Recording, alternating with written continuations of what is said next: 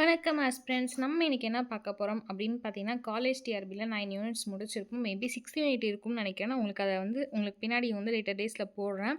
இன்னைக்கு 10த் யூனிட் பார்த்தலாம் ஓகேங்களா? ஸோ 10த் யூனிட் உடைய அழகு நேம் என்ன அப்படின்னு பார்த்தீங்கன்னா, இடைநிலை இந்திய சமுதாயம், இந்தியன் சொசைட்டி டிரான்சிஷன் அப்படின்றது தான் இன்னைக்கோட டாபிக். இந்தியா சமூக மாற்றம் ஓகேங்களா? இந்தியாவில் என்னென்ன சமூக மாற்றம் நடந்தது அப்படின்றத பார்க்க போகிறோம். ஸோ ஃபர்ஸ்ட் ஒன் என்ன அப்படின்னு பார்த்தீங்கன்னா, கிறிஸ்தவத்துடன் தொடர்பு காண்டாக்ட் வித் கிறிஸ்டியானிட்டி ஓகேங்களா? மிஷனரிஸ் பற்றியும் மிஷன்கள் பற்றியும் பார்க்க போகிறோம். என்னென்ன மிஷனரிஸ் பார்த்தீங்கன்னா, நிறைய கிறிஸ்டியானிட்டி கல்வியாகட்டும், சுகாதாரட்டும், சமூக பணிகள் மூலமாக மதத்தை பரப்புகிறாங்க ஓகேங்களா? இது எப்போ அப்படின்னு பார்த்தீங்கன்னா, இடைநிலை இந்தியாவை பொறுத்த வரைக்கும் ஓகேங்களா? ஸோ அது மட்டும் இல்லாமல் நிறைய சமூக பணிகள் மூலியமும் மதம் பரப்புகிறாங்க. இந்தியாவுடைய சமூக மற்றும் பொருளாதார நடைமுறைகள் மீது மத நம்பிக்கைகளை அவர்கள் விமர்சனம் செய்கிறாங்க ஓகேங்களா? விமர்சனம் செஞ்சு முக்கிய கருத்துக்களையும் மாத்துறாங்க. சில முக்கிய மிஷன்கள் அப்படின்னு பார்க்கும்போது சிஎஸ்எம், எல்எம்எஸ் மற்றும் அவற்றின் தாக்கம் ஓகேங்களா? ஸோ கிறிஸ்துவத்தான தொடர்பு அப்படின்னு பார்த்தீங்கன்னா என்ன அப்படின்னா, மிஷனரிஸ் அண்ட் மிஷன்ஸ் தான் உங்களுடைய ஃபர்ஸ்ட் ப்ரியாரிட்டியாக இருந்திருக்கு. ஸோ இந்தியாவை பொறுத்த வரைக்கும் மதம் மாற்றணும் அப்படின்னா நிறைய சமூக பணிகள் செய்கிறாங்க. ஸோ அதன் பேர் நிறைய பேர் ஈர்க்கப்பட்டு மதம் மாறுறாங்க. அதே தரப்பு கல்வி மற்றும் சுகாதார பணிகளையும் ஈடுபடுறாங்க ஓகேங்களா? அதில் முக்கியமான மிஷன் அப்படின்னு பார்க்கும்போது சிஎஸ்எம் மற்றும் எல்எம்எஸ் தான் ஓகேங்களா? So new education and government policy, ஆங்கில மொழி மற்றும் உள்ளடக்கம் அப்படின்னு பார்க்கும்போது உங்களுக்கே தெரிஞ்சிருக்கும். மெக்கலே கல்வி முறை ரொம்ப ரொம்ப இம்பார்ட்டண்டான மெக்கலே கல்வி முறை அப்படின்றது உங்களுக்கு தெரிஞ்சிருக்கும். அதோடைய நோக்கம் என்ன அப்படின்னு பார்த்தீங்கன்னா, நம்மளோட உள்நாட்டு கல்வியும் அதுக்கப்புறம் ஆங்கில கல்வியுடைய விவாதம் பண்ணி ஒரு வளர்ச்சி கொண்டு வரணும், அறிவியல் வளர்ச்சி கொண்டு வரணும் அப்படின்றது தான் மெக்கலே கல்வியோட முறை ஓகேங்களா? அதன் நோக்கமாகவும் இருந்தது அப்படின்னு சொல்கிறாங்க. மெக்கலே அறிக்கை அப்படின்றது 1835களில் வருது. அது மட்டும் இல்லாமல் வூட்ஸ் டிஸ்பேட்ச்னு சொல்லுவாங்க. வெகுஜன கல்விக்கான சார்லஸ் வுட் அறிக்கை 1884. இது ரெண்டை வச்சு நிறைய கேள்விகள் வந்திருக்கு. மெக்கலே அறிக்கை எப்போ, அதாவது மெக்கலே அறிக்கை எப்போ, வூட்ஸ் டிஸ்பேட்ச் எப்போ அப்படின்னு சொல்லிட்டு ஓகேங்களா? ஸோ நியூ எஜுகேஷன் அப்படின்னும் போது ரெண்டுமே உங்களுக்கு ஞாபகம் வந்துடணும். சுகாதாரம் மற்றும் மருத்துவம் அப்படின்னு பார்க்கும்போது பப்ளிக் ஹெல்த் அண்ட் மெடிசன். பொது சுகாதாரம் மற்றும் நவீன மருத்துவத்தின் அறிமுகம். ஸோ பொது சுகாதாரமும் நவீன மருத்துவத்துடைய அறிமுகம் இங்கே இருக்குது. எப்போ இடைநிலை இந்தியாவில் இருக்குது. இது மட்டும் இல்லாமல் நிறைய பாரம்பரிய மருத்துவ முறைகளும் ஏற்பட்ட மாற்றங்களும் இந்தியாவில் இடைநிலையில் வருது. அது மட்டும் இல்லாமல் ஏன் அப்படின்னு பார்த்தீங்கன்னா, நிறைய நோய்களுக்கான மருந்துகளுமே இடைநிலை இந்தியாவில் வர ஆரம்பிக்குது ஓகேங்களா? அது மட்டும் இல்லாமல் ஆரம்ப கால சுகாதார முயற்சிகளும் நிறைய ஸ்டார்ட் பண்ணுறாங்க. தொற்று நோய்கள் இருக்குது பார்த்தீங்களா, அதையுமே கட்டுப்படுத்துகிறாங்க. ஸோ இதனால தான் சுகாதாரம் மற்றும் மருத்துவம் அப்படின்றது ரொம்ப இம்பார்ட்டண்டான டாப்பிக்காக அதை படிக்கிறோம். நெக்ஸ்ட் என்ன அப்படின்னு பார்த்தீங்கன்னா, இந்தியன் ரெனைசான்ஸ். நம்ம எப்படி இத்தாலி ரெனைசான்ஸ் அப்படின்னு படிச்சிருப்போமோ, நாங்கள் ஐரோப்பிய நாடுகளில் இங்கே இந்தியன் ரெனைசான்ஸ் பொறுத்த வரைக்கும் சமூக மத சீர்திருத்தம் மற்றும் இந்திய மறுமலர்ச்சி. இதில் என்ன பார்க்க போகிறோம் அப்படின்னு பார்த்தீங்கன்னா, புதிய மத்தியதர வர்க்கத்தின் எழுச்சி, அதாவது மிடில் கிளாஸ்ன்னு சொல்லுவோம் பார்த்தீங்களா, அவங்களுடைய எழுச்சிகள் பற்றி பார்ப்போம். ஏன் அப்படின்னு பார்த்தீங்கன்னா, அரசு வேலைவாய்ப்பு, தொழில், கல்வி மூலம் நிறைய எழுச்சிகள் அவங்கக்கிட்ட சமூக சீர்திருத்தங்கள்லாம் ஆகிறாங்க. இது மட்டும் இல்லாமல் மறுமலர்ச்சியோட வரையறை, மத்தியதர வர்க்கம் தேசிய இயக்கத்தின் ஆற்றிய பங்கு நிறைய இருக்குது அப்படின்னு சொல்கிறாங்க ஓகேங்களா? ஸோ சமூக மத சீர்திருத்தவாதிகள், சோசியோ ரிலிஜியஸ் ரீஃபார்ம் பார்க்கலாம். ஃபஸ்ட்டு யார் அப்படின்னு பார்த்தீங்கன்னா, ராஜாராம் மோகன் ராய் அவர்கள் தான். இவர் பிரம்ம சமாஜ் அப்படின்ற விஷயத்தை ஸ்டார்ட் பண்ண உங்களுக்கே தெரிஞ்சிருக்கும். ரொம்ப ரொம்ப ரொம்ப முக்கியமான விஷயம் பிரம்ம சமாஜம். அதுக்கப்புறம் தயானந்த சரஸ்வதி அவர்கள் ஆரிய சமாஜம். So go back to Vedas அப்படின்னு சொல்லியிருப்பாரு. ராஜாராம் மோகன் ராய் சதி ஒழிக்கிறதுக்காக ரொம்ப பாடுபட்டிருப்பாரு. அவருக்கு உதவியர் வில்லியம் பென்டிக். இந்த எக்ஸ்ட்ரா நியூஸும் படிச்சுக்கோங்க. ராமகிருஷ்ணா பரமஹம்சர், விவேகானந்த ராமகிருஷ்ணா, இவர் தான் விவேகானந்தர் ராமகிருஷ்ண மிஷனை ஸ்டார்ட் பண்ணியிருப்பார். சையத் அகமது கான் பொறுத்த வரைக்கும் அலிகார் இயக்கம். ஒவ்வொரு அமைப்புகளும் ஒவ்வொரு கொள்கையும் ஒவ்வொரு சீர்திருத்தங்களையும் கொண்டிருந்தாங்க. அது மட்டும் இல்லாமல் முக்கிய பத்திரிகைகளும் வச்சுருந்தாங்க. இங்கே கோமுதி, மிரத்துல் அக்பர், சம்பத் கோமுகி, இது எல்லாமே ராஜாராம் மோகன் ராய் அவர்களால் அந்த பத்திரிகைகள் தொடங்கப்பட்ட பத்திரிகைகள் தான். ஸோ இதை தவிர்த்து என்ன அப்படின்னு பார்த்தீங்கன்னா, அடுத்த சப் டாபிக் சாதி சங்கங்களுக்கு சாதி ஸோ சாதி சங்கங்களும் சாதி நகரமும் அப்படின்னு பார்க்கலாம். Caste association and caste mobility ஓகேங்களா? ஸோ கல்வி மற்றும் அரசியல் விழிப்புணர்வு மூலம் சாதி சங்கங்கள் அமைத்தல். ஸோ சாதி சங்கங்கள் எப்படி அமைக்கிறாங்க அப்படின்னு பார்த்தீங்கன்னா, கல்விகள் மூலியமாகவும் நெக்ஸ்ட் அரசியல் விழிப்புணர்வு மூலியமாகவும் சாதி சங்கங்களை அமைக்கிறாங்க. எப்படி அப்படின்னு பார்த்தீங்கன்னா, இப்போ கல்விகள் மூலம் அப்படின்னா நிறைய கிறிஸ்டின் மிஷனரி ஸ்கூல்ஸ் எல்லாமே நிறைய இருக்கும். அதே போல் ஹிந்துஸ்க்கும் பார்த்தீங்கன்னா ஹிந்துஸ் மிஷனரி ஸ்கூல் இருக்கும். ஸோ அந்த மாதிரி உங்களுக்கு இந்த பிள்ளைங்களுக்கு நாங்கள் ஃபீஸ் ஃப்ரீயாக தரோம், இந்த மாதிரி இந்த வசதியெல்லாம் இருக்குது அப்படின்னு சொல்லிட்டு நிறைய புவர் பீப்புளாக இருப்பாங்க. ஸோ புவர் குழந்தைங்களாக இருப்பாங்க. அவங்க எல்லாத்தையுமே நாங்கள் படிக்க வைக்கிறோம் அப்படின்னு சொல்லி கல்வி மூலியமாக சாதி சங்கங்களை இயக்குறவங்களும் இருப்பாங்க ஓகேங்களா? அது ஒன் ஆஃப் த பாசிட்டிவ் நம்ம அப்படின்னு சொல்லலாம் ஓகேங்களா? ஜாதின்னு இல்லாமல் அட்லீஸ்ட் நம்மளை படிக்க வைக்கிறாங்க அப்படின்ற பாயிண்ட் ஆஃப் வியூ ப்ளஸ் தான். இதை தவிர்த்து அரசியல் விழிப்புணர்வு அப்படின்னாலும் இப்போ உங்களுக்கே தெரியும், ஜாதி வச்சு தான் அரசியல் நடக்குது. அதை தான் மீன் பண்ணுறாங்க. சமூக ஏணியில் முன்னேற முயற்சித்தல், முக்கிய சாதி சங்கங்களின் பெயர்கள், சமஸ்கிருதமயமாக்கல் கருத்து. ஓகேங்களா? ஸோ அப்போ வந்து கிறிஸ்டியானிட்டி வந்துட்டு ஒரு மேஜர் வந்துட்டு நம்ம எல்லாத்துக்குமே பெருசா ஒரு ப்ராப்ளமா இருந்திருக்கு. அதையும் தவிர்த்து வேற என்ன அப்படின்னு பார்த்தீங்கன்னா, சமஸ்கிருதமயமாக்கல். ஓகேங்களா? ஸோ இந்த கல்வி அப்படின்னும்போது நெறைய கல்விக்கூடங்கள் இந்துக்களுக்கு மட்டுமே இயங்கியிருக்கு. ஓகேங்களா? அப்படி இருக்கும்போது என்ன அப்படின்னு பார்த்தீங்கன்னா, சமூக ஏணியில் முன்னேற முயற்சித்தல் மொபிலிட்டி, அதாவது சமூகம்னா வந்துட்டு இப்போ நம்ம சொசைட்டில சமூகம் அப்படின்னு சொல்லுவோமா? அதில வந்து முக்கிய சாதிகள வந்து பெயர்கள் அப்படின்னு பார்க்கும்போது, யாரெல்லாம் அந்த சமஸ்கிருதம் பேசுறாங்களோ அவங்களுடைய கருத்துக்கள் வந்து முன்வைக்கப்படுது. ஓகேங்களா? ஸோ பெண்களுடைய கல்விகள், இயக்கங்கள் எப்படி இருந்தது அப்படின்றத பார்க்கலாம். ஓகேங்களா? சமூக சீர்திருத்தவாதிகளாவும் பெண்கள் இருந்திருக்காங்க. தேசியவாதிகளாவும் பெண்கள் இருந்திருக்காங்க. பெண்கள் அமைப்போட நிலைப்பாடுகள் எப்படி இருக்குன்னு பார்க்கலாம். பிரிட்டிஷோடைய சட்டங்கள் வந்து மிக நல்லாவே இருந்துச்சு. ஏன் அப்படின்னு பார்த்தீங்கன்னா, நம்ம முன்னாலே பார்த்த மாரி ராஜாராம் மோகன் ராய் அவர்கள் இந்த வில்லியம் பென்டிங் கூட சேர்த்து சதி அப்படின்ற ஒழிப்ப வந்து கொண்டு வருவாரு 1829கள்ல. நேத்து பார்த்த 9ஆம் யூனிட்ல நம்ம என்ன பார்த்திருப்போம் அப்படின்னு பார்த்தீங்கன்னா, நம்ம வந்துட்டு ஒன் ஆஃப் த காஸ் அப்படின்னு பார்க்கும்போது காசஸ்ல பார்க்கும்போது 1857 கிளர்ச்சி, அதாவது புரட்சிகள்ல வந்துட்டு என்ன பெரும் புரட்சியில பெரும் புரட்சி வந்து என்ன நடக்கும் அப்படின்னு பார்த்தீங்கன்னா, பெருங்கலகம்ல வந்துட்டு என்ன நடக்கும்னா, ஒரு காசஸ், அதாவது அவங்களுடைய கல்ச்சர்ஸ், அதாவது நம்மளுடைய கல்ச்சர்ஸ் அந்த ட்ரெடிஷன வந்து உடைச்சதாகவும், இந்த சதிகள்லாம் வந்து நம்மளுடைய பழக்கவழக்கம் இத வந்துட்டு நம்ம எங்களோட உள்நாட்டு பழக்கவழக்கத்திலயுமே வந்து ஆங்கிலேயர்கள் ஈடுபடுறாங்க அப்படின்றது ஒரு காசா இருந்துச்சு. ஸோ இந்த மாரி நெறைய விஷயங்கள் வந்து உடைக்கப்பட்டது.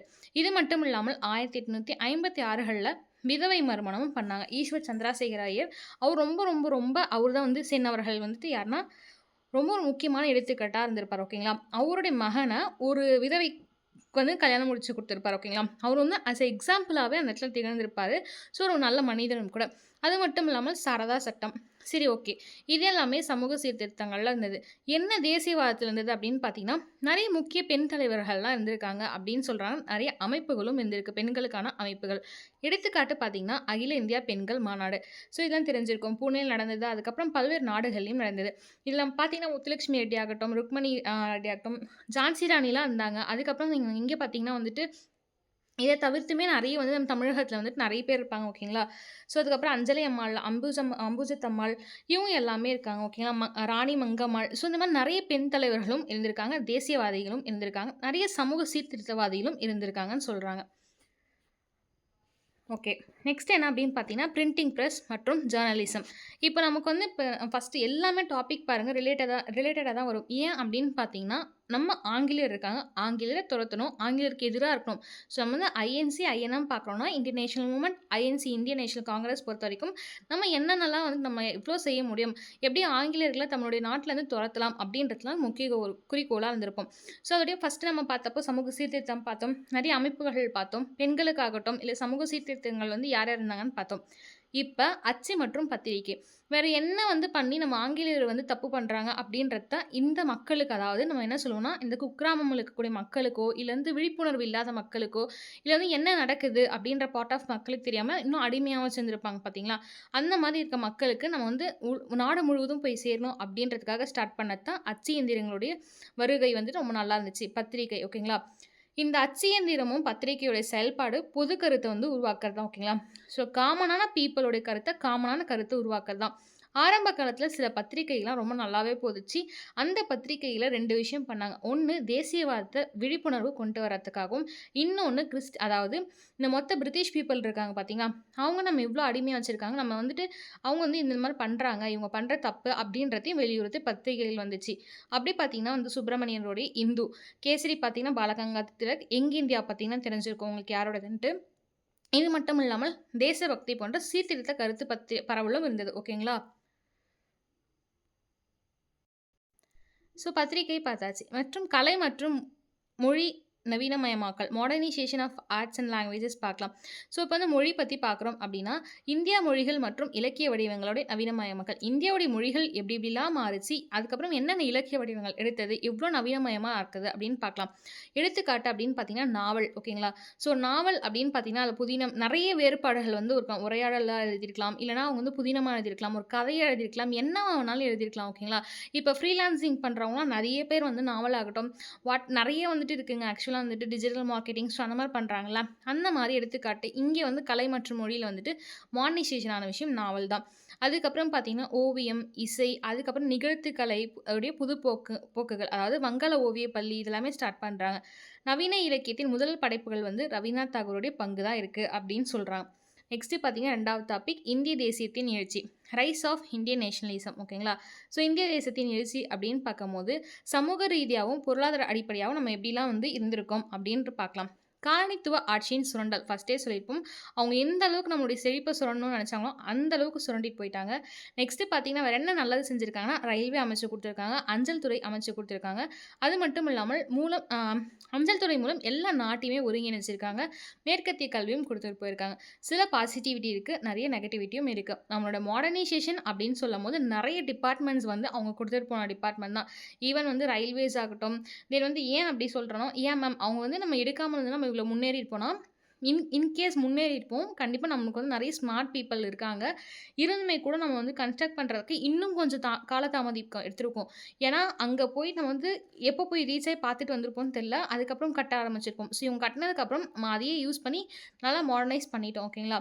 ஸோ அதுக்காக சொல்றேன். ட்ரைன் தியரி அப்படின்றது ஓல்ட் கிராண்ட்மேன் ஆஃப் இந்தியா. இந்த கேள்வியும் நெறைய டைம் கேட்டிருக்காங்க. எழுதியவர் வந்துட்டு தாதாபாய் நௌரோஜி அவர்கள் தான் ட்ரைன் தியரி. பொருளாதார விமர்சனங்கள் பத்தி எழுதியிருக்காரு. அந்த புத்தகத்துல இத பத்தி நியூஸஸ்லாம் எழுதியிருப்பார். எத பத்தி அப்டின்னா, 1900 இப்படி 34கள்ல என்ன ஆகும் அப்படின்னு பார்த்தீங்கன்னா வந்துட்டு, அந்த டைம்ல பெங்கால்ல பயங்கர ஃபெமைனா இருக்கும். ஆனா, அவங்க வந்து உலகப் போருக்கு போயிருப்பாங்க. ஓகேங்களா? எப்ப அப்படின்னு பார்த்தீங்கன்னா, 39கள்லேருந்து 45 அந்த சமயத்துல இருக்கும். ஸோ வந்துட்டு அந்த இடைப்பட்ட காலத்துல தான் வந்து பெங்கால்ல பயங்கர பஞ்சம் இருக்கும்.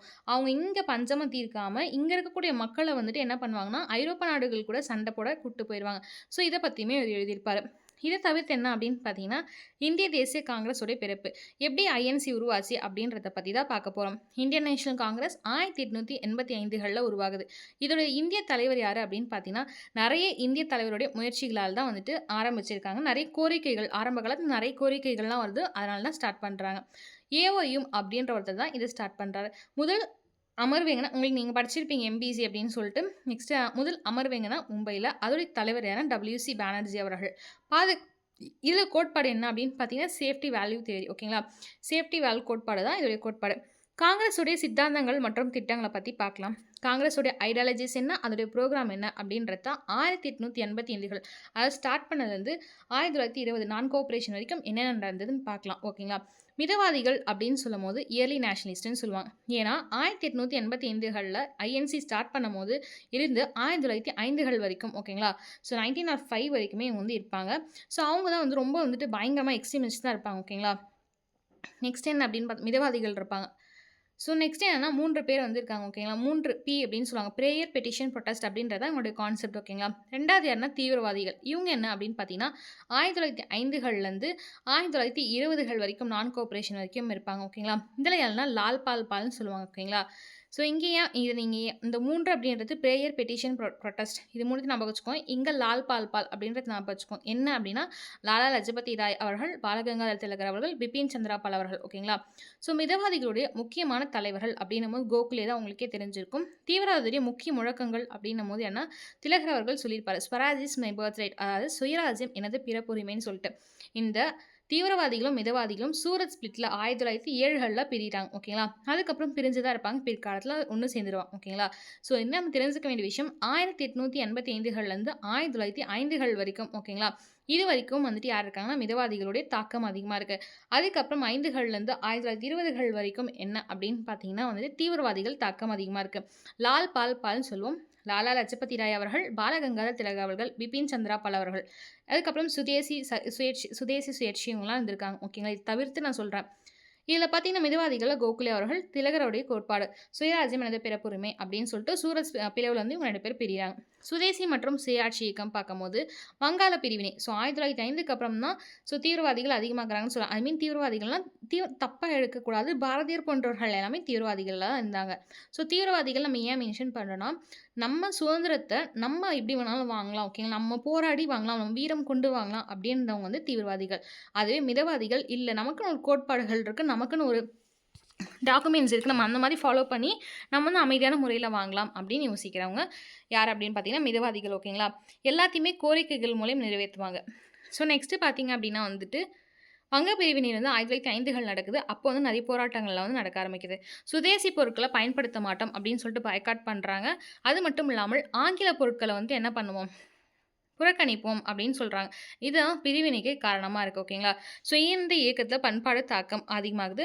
ஸோ புரட்சிகர இயக்கம் அப்படின்னு சொல்லும்போது, என்ன ரெவல்யூஷனரி மொமெண்ட் அப்படின்னா, இந்தியாவுல வந்து சபேக்கார் சகோதரர்களும் அலிப்பூர் குண்டு வெடிப்பு. ஓகேங்களா? ஸோ உங்களுக்கே தெரிஞ்சிருக்கும் அலிப்பூர் குண்டு வெடிப்பு பத்தி. அது மட்டும் இல்லாம வெளிநாடுகள்ல என்னென்ன கட்சிகள் உருவாச்சும் தெரிஞ்சிருக்கும். கதர் கட்சியாகட்டும், பெர்லின் குழு ஆகட்டும், இந்த மாரி ஒரு ரெவல்யூஷனரி மூவ்மெண்ட்ஸும் ஸ்டார்ட் ஆகுது. முக்கிய அமைப்புகளும், தலைவர்களும் நிறைய உருவாக ஆரம்பிக்கிறாங்க. வெளிநாடுகள்ல புரட்சி மையங்களும் அதிகமாகுது. இதை தவிர்த்து காந்திய மக்கள் இயக்கம் அப்படின்னு ஒரு விஷயம் நடக்குது. என்ன அப்படின்றத பார்க்கலாம். சத்தியாகிரகத்துடைய தத்துவம். ஓகேங்களா? ஸோ சத்தியாகிரகம் தத்துவம் அப்படின்னா என்ன அப்படின்னா, அமைதியான ஒரு முறையில வந்து போரிடுறது தான். ஓகேங்களா? ஸோ அமைதியா அப்ப ஒத்துழையாமை இயக்கம் அப்படின்ற ஒரு விஷயம் வருது. ஸோ காந்திய கட்டம் சொல்லுவோம். ஓகேங்களா? காந்திய கட்டம் அப்படின்றது என்னன்னா, 1915கள்ல காந்தி அவர்கள் ஆப்பிரிக்காலேருந்து சவுத் ஆப்பிரிக்காலேருந்து வருவார். ஓகேங்களா? ஸோ வந்ததுக்கப்புறம் அதுக்கு முன்னாடி வந்து கேதா சத்தியாகிரகம் நடக்கும். அதுக்கப்புறம் பார்த்தீங்கன்னா வந்து சில இடங்கள்லாம் அவர் போவார். அப்படி இருக்கும்போது என்ன அப்படின்னு பார்த்தீங்கன்னா, 1920கள்லேருந்து அவருடைய காலகட்டம் அப்படின்னு தான் சொல்லணும். ஏன் அப்படின்னு பார்த்தீங்கன்னா, நான் கோஆப்பரேஷன் நடக்கும். 22கள்ல சௌரி சௌரா நடக்கும். அப்புறம் பார்த்தீங்கன்னா, வெள்ளையனே வெளியேறு இயக்கம் நடக்கும். ஸோ குவிட் இந்தியா மூவ்மெண்ட் இந்த மாதிரி நிறைய விஷயங்கள் காந்தி தலைமையில் நடக்கும் ஆரம்பிக்கும். அப்புறம் உப்பு சத்தியாகிரகம் இது எல்லாமே நடக்கும். ஸோ ஒவ்வொரு இயக்கத்துக்கும் காரணங்களோ நிகழ்வுகள் பற்றி பார்க்கலாம். சுபாஷ் சந்திர போஸ் வந்து ஐஎன்ஏ உங்களுக்கே தெரியும். இந்தியன் நேஷனல் ஆர்மி சுபாஷ் சந்திர போஸ் அவர்கள் தொடங்குவார். இவர் வந்து என்ன ஆகும் அப்படின்னு பார்த்தீங்கன்னா, இந்த இவங்க காந்தி அவர்கள் வந்துட்டு இந்த ஒருத்தர் வந்து 1939 ஓகேங்களா? 1939 கிட்ட என்ன ஆகும் அப்படின்னு பார்த்தீங்கன்னா, இவங்க சுபாஷ் சந்திர போஸ் அவர்கள் போட்டிட்டு இருப்பாரு. ஸோ வந்து சுபாஷ் சந்திர போஸ் அவர்கள் ஜெயிச்சிருப்பார். ஓகேங்களா? ஐஎன்சில. ஸோ அப்படி ஜெயிக்கும்போது என்னன்னா, காந்தி அவர்களால் நிற்க வைக்கப்பட்ட அந்த ஒரு தலைவர் இருப்பார் பார்த்தீங்கன்னா, அவரு தோத்துருவாரு. அதனால காந்தியே தோத்த மாரி அவர் ஃபீல் பண்ணுவாரு. ஸோ சுபாஷ் சந்திர போஸ் இதுலேருந்து வெளியில வந்து ஐஎன்சிலேருந்து வெளிய வந்து ஃபார்வர்ட் பிளாக் அப்படின்ற ஒரு கட்சி உருவாக்குவாரு. ஐஎன்ஏ அப்படின்ற ஒரு விஷயத்தையும் இந்தியன் நேஷனல் ஆர்மி அப்படின்ற ஒரு விஷயத்தையும் ஸ்டார்ட் பண்ணுவார். ஓகேங்களா? ஸோ இதை தவிர இதான் அவருடைய பங்கு. இவருடைய முக்கிய முழக்கங்கள்னா டெல்லி செல்லோ அப்படின்னு சொல்லிடுவாரு. சிங்கப்பூர் பிரகடனம் இவருடைய முக்கியமான விஷயம். ஸோ நெக்ஸ்ட் பார்த்தீங்கன்னா, role of middle class women depressed classes. ஓகேங்களா? இந்திய இயக்கத்தில் தேசிய இயக்கத்திலுடைய பங்களிப்பில் பெண்களுடைய பங்களிப்பு எப்படி இருக்குது, டிப்ரெஸ் கிளாஸுடைய பங்களிப்பு எப்படி இருக்குது, அதுக்கப்புறம் பார்த்தீங்கன்னா மிடில் கிளாஸுடைய பங்களிப்பு எப்படி இருக்குது அப்படின்னு பார்க்கலாம். ஸோ மத்தியதர வர்க்கம் அப்படின்னு பார்க்கும்போது நிறைய பெண் தலைவர்கள்லாம் இருந்தாங்க. ஈவன் முத்துலட்சுமி ரெட்டி போன்றவர்களும் நெக்ஸ்ட்டு சரோஜினி நாயுடு ஆகட்டும், கஸ்தூரிபா ஆகட்டும், இவங்க எல்லாமே கஸ்தூரிபான்றவங்களுக்கே தெரிஞ்சிருக்கும் காந்தியுடைய மனைவி. ஒடுக்கப்பட்ட வகுப்பினருக்காக போராடியவர் தான் டாக்டர் பி.ஆர். அம்பேத்கர் அவர்கள். அவருடைய பங்களிப்பும் அதிகம். நெக்ஸ்ட்டு அதுக்கப்புறம் பார்த்தீங்கன்னா, அம்பேத்கர் அவர்கள் ஒடுக்கப்பட்ட வகுப்பினருக்கு நிறைய இயக்கங்களும் கொண்டு வராங்க. மத்தியதர வர்க்கத்துக்கு தலைமைத்துவம் இவங்கள தாங்குறாங்க. கம்யூனிசம் மற்றும் இடதுசாரி அரசியல். ஓகேங்களா? லெஃப்ட் விங் பாலிடிக்ஸ் பற்றி பார்க்கலாம். கம்யூனிஸ்ட் கட்சியுடைய உதயமாக இருந்தது யாருன்னா எம்.என். ராய் அவர்களும் சிங்காரவேலர் அவர்களும் தான். தொழிற்சங்கங்களும் சிங்காரவேலர் அவர்கள் ஸ்டார்ட் பண்ணுறாங்க. இடதுசாரி சித்தாந்த தாக்கத்தும் அதிகமாகுது இவங்களால. நீதி கட்சி அப்படின்னு என்னன்னா, நீதி கட்சி அப்படின்ற விஷயத்த வந்துட்டு எப்போ ஜஸ்டிஸ் பார்ட்டி அப்படின்னு சொல்லணும். நீதி கட்சி சவுத் இந்தியன் லிபரல் ஃபெடரேஷன் இருக்கும் பார்த்தீங்கன்னா, 1916களுக்கு அப்புறம் ஜஸ்டிஸ் பார்ட்டி 1917களில் தொடங்குவாங்க. சில புத்தகங்களில் 17, 16 ரெண்டுமே கொடுத்துருக்காங்க. அந்த கேள்வி வெரிஃபை பண்ணிக்கோங்க. பிராமணர்கள் இல்லாத ஒரு இயக்கமாக தொடங்கத்தான் ஜஸ்டிஸ் பார்ட்டி. ஓகேங்களா? இதோடைய சித்தாந்தங்களும் திட்டங்களும் நிறையவே இருக்குது. சமூக நீதிக்கு ரொம்ப முக்கியத்துவம் தராங்க. இது மட்டும் இல்லாமல் நீதி கட்சியில் கூட நிறைய முக்கிய தலைவர்களும் சீர்திருத்தங்களும் நிறைய பண்ணுறாங்க. சுதந்திரம் மற்றும் பிரிவினை டுவர்ட்ஸ் இண்டிபெண்டன்ஸ் அண்ட் பார்ட்டிஷன். ஓகேங்களா? சுதந்திரம் மற்றும் பிரிவினைனா 1930கள்லேருந்து 1947 வரைக்கும் என்ன நடக்குது அப்படின்னு பார்த்தீங்கன்னா, வகுப்புவாத அரசியல், முஸ்லீம் லீக் மற்றும் பாகிஸ்தானுடைய உருவாக்கம் இது எல்லாமே அந்த பீரியடில் நடக்குது. இது மட்டும் இல்லாமல் இந்தியாவுடைய சுதந்திர சட்டம் 1947களில் வெளியிடுறாங்க. 2 தேச கொள்கை 2 நேஷன் தியரி அப்படின்னும் போது என்னென்னா, முக்கிய திட்டங்கள் மவுண்ட் பேட்டன் திட்டம். உதாரணமாக 2 நேஷன் தியரியில் 3ஆவது டாபிக் என்ன அப்படின்னு பார்த்தீங்கன்னா, சுதந்திரத்திற்கு பிந்தைய இந்தியா. சுதந்திரத்துக்கு அப்புறம் இந்தியா எப்படி இருந்துச்சு அப்படின்னு பார்ப்போம். ஏன்னா இதுக்கு முன்னாடி பார்த்த வரைக்கும் இடைக்கால இந்தியா பார்த்துருப்போம். அதுக்கப்புறமேட்டுக்கா முகலாயர் பற்றி, டெல்லி சுல்தானை பற்றி, அதுக்கு முன்னாடி பார்த்தீங்கன்னா வந்து சிந்து சமவெளி, அதுக்கும் முன்னாடி பார்த்தீங்கன்னா வந்து ப்ரீ ஹிஸ்டாரிக் அந்த மாதிரி பார்ப்போம். அப்போ ஆஃப்டர் இந்தியா அது இண்டிபெண்டன்ஸ்க்கு அப்புறம் இந்தியா எப்படி இருக்குது அப்படின்றது ரொம்ப ரேராக தான் பார்ப்போம். ஸோ இந்தியன் ஆஃப்டர் இண்டிபெண்டன்ஸ் எப்படின்றதுன்னு பார்க்கலாம். ஸோ பிரிவினைகளில் நிறைய சவால்கள் இருந்தது. ஏன்னா மக்கள் பாதி பேர் என்ன பண்ணாங்க அப்படின்னு பார்த்தீங்கன்னா வந்து பாகிஸ்தானுக்கு, சில மக்கள் வந்துட்டு என்ன பண்ணுறாங்கன்னா இந்தியாவுக்கு. ஸோ பிரிவினைகள் பயங்கர வந்துட்டு என்ன ஆகுதுன்னா சவால்கள் இருந்தது. அகதிகள் நிறைய பேர் மாறுறாங்க, வீடுகள் நிறைய வந்துட்டு கிடைக்காம இருக்குது, வகுப்புவாத முதல்கள் நிறைய வருது, பொருளாதார சீர்குலைவு நிறைய ஆகுது, சவால்கள் நிறைய அரசுகள் வந்து எதிர்கொள்கிறாங்க. ஸோ இந்த மாதிரி நிறைய நடவடிக்கைகள் நடக்குது. ஸோ சுதேச சமஸ்தானங்களை இணைக்கிறது தான் ஃபஸ்ட்டோடைய பிரின்ஸ்லி ஸ்டேட்ஸ்ன்னு சொல்லுவாங்க. அந்த சுதேச சமஸ்தானங்கள இணைக்கிறது வந்து ரொம்ப முக்கியமா இருக்காங்க. ஓகேங்களா? இதுல மிகப்பெரிய ஒரு ரோல் ப்ளே பண்ண பங்காற்றியவர் யார் அப்படின்னு பார்த்தீங்கன்னா, சர்தார் எனக்கூடிய வல்லபாய் பட்டேல் அவர்கள் தான். ஓகேங்களா? ஸோ இவருடைய பங்கு அப்படின்றது ரொம்ப, ரொம்ப, ரொம்ப அதிகம். இப்போ வந்து ஒரு இந்தியாவோட மேப் இவ்ளோ அழகா இருக்கு இந்த ஷேப்ல அப்படின்றதுக்கு ஒரு முக்கியமான காரணம் அப்படின்னு கூட சொல்லலாம். காஷ்மீர், ஹைதராபாத் மற்றும் ஜுனாகத்துடைய இணைப்புகள் அப்படின்னு சொல்லலாம். நீங்க இப்ப யோசிங்களேன், காஷ்மீர் நம்ம எடுத்துடுறோம். ஜுனாகத் பகுதிய எடுத்துறோம். ஹைதராபாத்தையும் எடுத்துறோம். இந்த சவுத் இந்தியாவிலேருந்து ஹைதராபாத் மட்டும் எடுக்கிறோம்னு வச்சுக்கோங்களேன். ஆந்திரால ஹைதராபாத் எடுக்கிறோம். அந்த ஷேப் பாருங்களேன். நம்ம ஃபுல் மேப் போட்டு தமிழ்நாட்டில பார்க்கும்போது டிஃபர் ஆகும். ஸோ அந்த அழகான ஷேப் இருந்து கொண்டு வந்தது இவர் தான் சொல்லலாம். ஏன் அப்படின்னு பார்த்தீங்கன்னா, எல்லாமே ஒரு கட்டத்தில வந்துட்டு நம்ம கையில வந்து இவங்க கிட்ட போறோம், அவங்க கிட்ட போறோம் கரெக்ட்டா பிரிஞ்சுறாங்க. ஆனா நம்ம இந்தியாக்குள்ளேயே நம்ம கணக்கெடுக்கும்போது ஏன் அப்படின்னு பார்த்தீங்கன்னா, ஹைதராபாத் பொறுத்தவரைக்கும் ஆந்திராக்குள்ள அப்போ வரும். ஸோ ஆந்திராவ தான் என்ன பண்றாங்க அப்படின்னு பார்த்தீங்கன்னா, ஸ்டார்ட்டிங்ல வந்து மொழிவாரி மாநிலங்களாவே பிரிக்கிறாங்க. ஓகேங்களா? அதுக்கு முன்னாடி இந்த மாரி பிரச்சனைகள் நடக்குது. என்ன அப்படின்னு பார்த்தீங்கன்னா, நெறைய டைம் இந்த விஷயத்த சொல்லியிருப்பேன். ஸோ வந்து சர்தார் பட்டேல் அவர்கள் ரொம்ப முக்கியமான ஒரு அரசியல் அந்த ராஜதந்திரவாதி அப்படின்னு கூட சொல்லலாம். ஓகேங்களா? இந்த சமஸ்தானத்த எப்படி வந்து இணைக்கலாம் இந்தியா கூட அப்படின்ற வழிமுறைகள நெறைய போடுறாரு. இது மட்டும் இல்லாமல் என்னென்ன பண்றாரு அப்படின்னு பார்த்தீங்கன்னா, ஜுனாகத்ல என்ன பண்றாங்கன்னா, மக்கள் வந்து என்ன சொல்றாங்க அப்படின்னா வந்துட்டு நாங்க வந்துட்டு அ இந்தியா கூட சேர்றோம் அப்டின்றாரு. ஆனா ஜுனாகத்ல இருக்கக்கூடிய அரசர் என்ன சொல்றாங்க, இல்ல நம்ம பாகிஸ்தானுக்குள்ள போலான்றாங்க. அதனால மக்கள் எடுப்பு ஓகேங்களா, ஓட் வச்சு என்ன பண்றாங்க, ஓட்லிங் லிஸ்ட்ல மக்கள் எல்லாமே வந்து இந்த பக்கத்துல போட்டுர்றாங்க. இந்தியாக்குள்ள வந்துர்றாங்க. ஸோ அந்த பிரச்சனை முடிஞ்சது. அதுக்கப்புறம் பார்த்தீங்கன்னா, காஷ்மீர் பொறுத்தவரைக்கும் என்ன அப்டின்னு பார்த்தீங்கன்னா, ஹரி சிங் அப்டின்னு சொல்லிட்டு ஒருத்தர் தான் காஷ்மீர்ல அந்த காலத்துல சுதந்திரம் இந்தியாவுக்கு அப்போ அவர் மன்னனா இருந்திருப்பாரு. அவர் வந்துட்டு இல்ல நாங்க தனி நாடாவே இருந்துக்கிறோம் அப்டின்ற மாரி சொல்லுவாங்க. அதுக்கப்புறம் என்ன ஆகும்னா, அவரு சொல்லியிருக்கும்போதே வந்துட்டு ஆ பாகிஸ்தான் இருக்காங்க பார்த்தீங்களா, அவங்களுடைய படையெடுப்புகள் வரும் அப்படின்னு சொல்லிட்டு ரூமர் வரும். ஸோ, அதனால என்ன பண்ணுவாரு அப்படின்னு பார்த்தீங்கன்னா, பாகிஸ்தானுடைய படையெடுப்புகளுக்கு பயந்து இந்தியா கிட்ட வந்து சரணடைவாரு. இந்தியா கிட்ட சரணடைஞ்ச உடனே இந்தியா என்ன பண்ணுவாங்க, இன்ஸ்ட்ருமென்ட் அசிஸ்டன்ஸ் அப்படின்னு சொல்லுவாங்க. அதாவது அக்ரீமெண்ட் ஒண்ணு போட்டுப்பாங்க. என்னன்னா, நீ வந்துட்டு எங்க நாட்டு கூட இணைஞ்சிக்கிறேன் அப்படின்ட்டு இந்த அக்ரீமெண்ட் சைன் பண்ணா, நான் உன்ன காப்பாத்துறேன் அப்படின்ற மாரி அழகா டிப்ளமேட்டிக் ப்ளே பண்ணுவாங்க. எக்ஸாம்பிள் சொல்லலாம், எப்படி இல்துமிஷ் அவர்கள் வந்து செங்கிஸ்கான் கிட்டேருந்து அந்த மங்கோலியருடைய செங்கிஸ்கான் கிட்டேருந்து டெல்லி அந்த சமஸ்தானத்த வந்து பாதுகாத்தாரோ, அவரு ஹெல்ப் பண்ணாம, ஜலாலுக்கு ஹெல்ப் பண்ணாம, அதே சேம் கான்செப்ட் தான் ஓகேங்களா. இங்க ஹெல்ப் பண்ணி பாதுகாக்குறாங்க ஓகேங்களா. ஸோ இந்தியா வந்து ஒருங்கிணைக்கிறாங்க. ஸோ ஹைதராபாத் மட்டும் என்ன பண்ணா, நானும் தனி ராஜ்யமா, சமஸ்தானமா இருந்துக்கிறேன். ஏன்னா ஹைதராபாத் நிசாம் அப்படின்றது ரொம்ப பெரிய பதவி. அது மட்டும் இல்லாமல் இந்தியால பிரிட்டிஷார் இருக்க காலத்திலயுமே மிக, மிக, மிக ஒரு முக்கியமான ரோல் ப்ளே பண்ணாங்க. இல்ல, இல்ல நான் தனியா ப்ளே பண்ணிக்கிறேன் அப்படின்னு சொல்றாங்க. அப்ப என்ன ஆகுதுன்னா வந்து, நெறைய வந்துட்டு ஆப்பரேஷன் ப்ளூ அந்த மாரி நெறைய சிஸ்டம் வந்து கொண்டு வராங்க. ஸோ அப்படி சிஸ்டம் கொண்டு வந்து போலீஸ் நடவடிக்கைகள்லாம் எடுத்து என்ன பண்றாங்க, ஹைதராபாத்தையும் இணைச்சிடுறாங்க. ஸோ இதுக்கப்புறம் அப்படின்னு பார்த்தீங்கன்னா, கான்ஸ்டிடியூஷன் ஓகேங்களா. ஸோ இதுக்கப்புறம் என்ன ஆகுதுன்னா, நெறைய கண்ட்ரீஸ் கிட்ட பாரோ பண்றோம் ஓகேங்களா. டியூட்டீஸ் ஆகட்டும், டிபிஎஸ்பி ஆகட்டும் எல்லாமே பாரோ பண்றோம். சிலது வந்து 1935கள் சட்டத்தில நம்ம எடுக்கவும் செய்றோம். ஸோ வந்து கான்ஸ்டிடியூஷன் பொறுத்தவரைக்கும் எந்தெந்த ஆர்டிகிள்ஸ் முக்கியம் அப்படின்னு பார்த்துக்கோங்க ஓகேங்களா. இப்போ 14னா ஈக்குவல் ரைட்ஸ், 17 அன்டச்சபிலிட்டி. ஸோ இந்த மாரி எந்தெந்த ஆர்டிகிள்ஸ் வந்து 44 யூனிஃபார்மிட்டி. ஸோ நெறைய வந்து என்னென்ன இம்பார்ட்டன்ட் ஆர்டிகிள்ஸ் ஆகட்டும், பார்ட் ஆகட்டும் எல்லாமே பார்த்துக்குவோம் ஓகேங்களா. ஸோ இது தவிர அரசியலமைப்பின் அம்சங்கள் எப்படி இருக்குன்னா, கூட்டாட்சி அடிப்படையில அமையுது. அது மட்டும் இல்லாமல் அடிப்படை உரிமைகள், வழிகாட்டு நெறிமுறைகள்லாம் முக்கியம் ஓகேங்களா. ஸோ அம்பேத்கர் அவர்கள் தான் தலைமை பங்கு வகிக்கிறாரு. அவர் தான் வரைவு குழுவுடைய தலைவராவும் இருக்கார் ஓகேங்களா. நெக்ஸ்ட் என்ன டாபிக் அப்படின்னு பார்த்தீங்கன்னா, ஸ்ட்ரக்சர் ஆஃப் பியூரோக்ரசி. ஸோ அரசுடைய நிர்வாகத்துடைய கட்டமைப்பு எப்படி இருக்குன்னா, இந்திய நிர்வாக சேவைன்னு சொல்லுவாங்க ஓகேங்க. அதாவது இந்தியன் அட்மினிஸ்ட்ரேஷன் சர்வீஸ்ன்னு சொல்லுவாங்க. ஐஏஎஸ் மற்றும் ஐபிஎஸ் ஓகேங்களா. Indian police service. இது எல்லாமே வந்து ரொம்ப முக்கியமான ஸ்ட்ரக்சர்ஸா வருது. ஏன்னா அரசியல் நிர்வாகத்தோடைய கட்டமைப்புக்குள்ள. இவங்களுக்கான நிறைய கொள்கைகளை செயல்படுத்துறாங்க. நிர்வாகத்துடைய பங்காவும் இருக்கு. சிவில் சர்வீஸ் சீர்திருத்தங்கள் நிறைய நடக்குது. எப்பன்னா ஆஃப்டர் இண்டிபெண்டன்ஸ்க்கு அப்புறம். அதுக்கப்புறம் பார்த்தீங்கன்னா, எக்கனாமிக் பாலிசிஸ் ஓகேங்களா.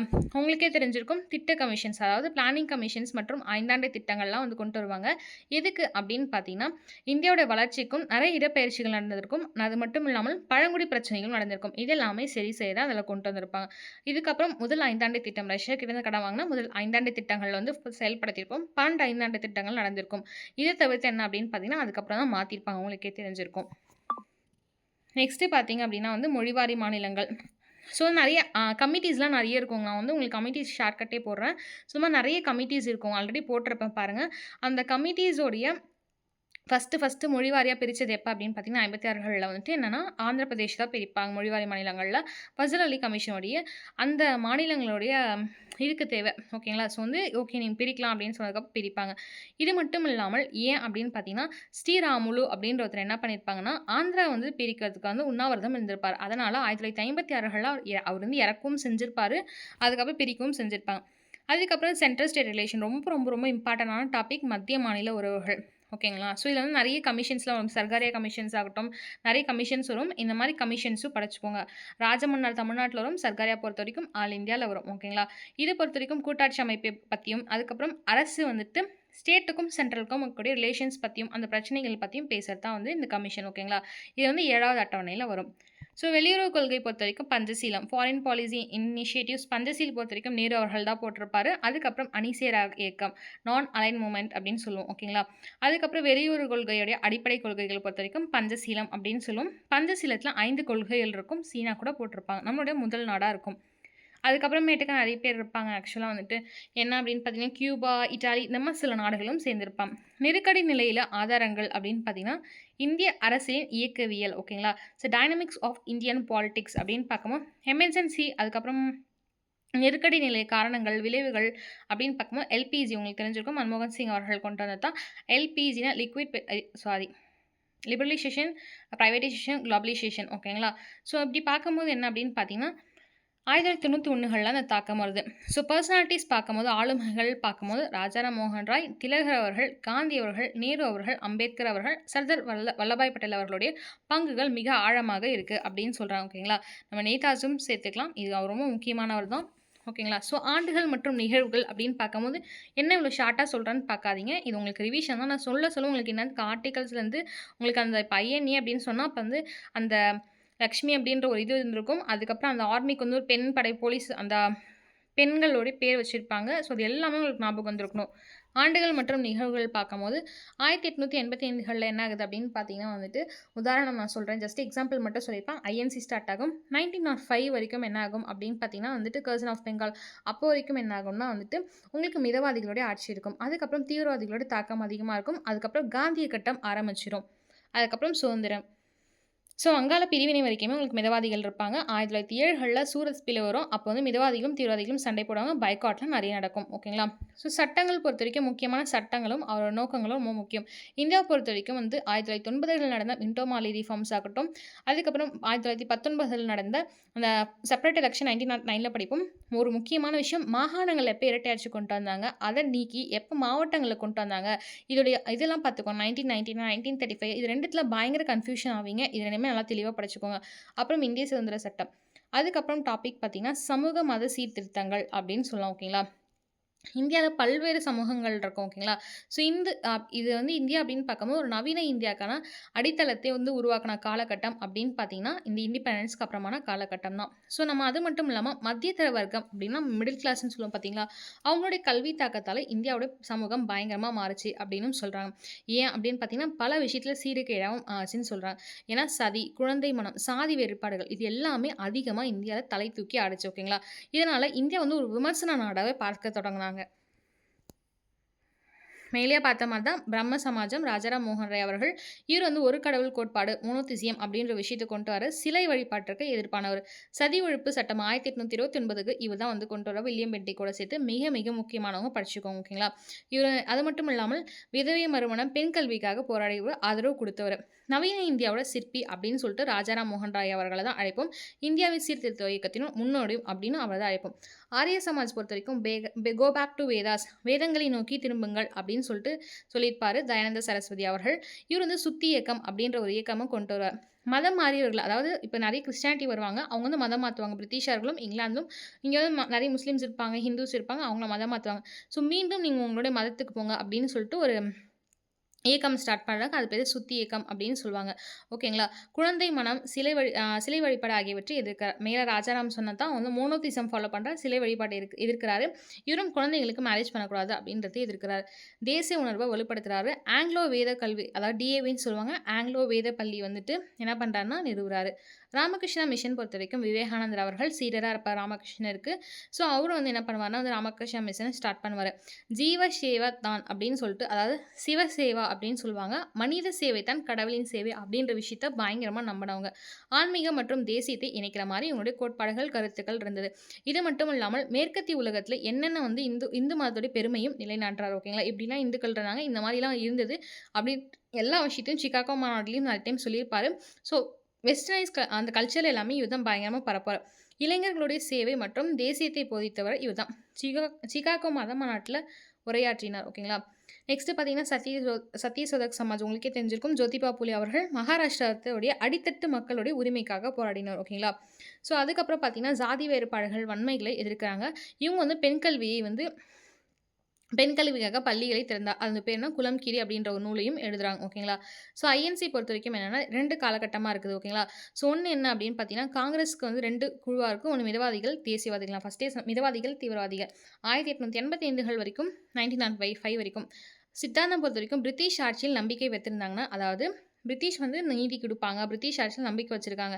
நம்ம வந்து என்ன பண்ணலாம், எந்த குறையாக இருந்தாலும் நம்ம வந்துட்டு ஒரு அரசியலமைப்பு வழியாகவே அந்த கான்ஸ்டியூஷன் மெத்தட் வழியாக தீர்க்கலாம் அப்படின்னு முயற்சி செஞ்சோம். ஓகேங்களா. இவங்களுடைய கோரிக்கையும் ஒன்று பெட்டிஷன் மனு கொடுக்கறது, இல்லை பிரேயர் வேண்டுகோள் கொடுக்கறது, இல்லை ப்ரொட்டஸ்ட் எதிர்ப்பு கொடுக்கறது. ஏன்னா வந்து PQ அப்படின்னு சொல்லிட்டு மேலே ஒன்று சொல்லியிருப்பேன்.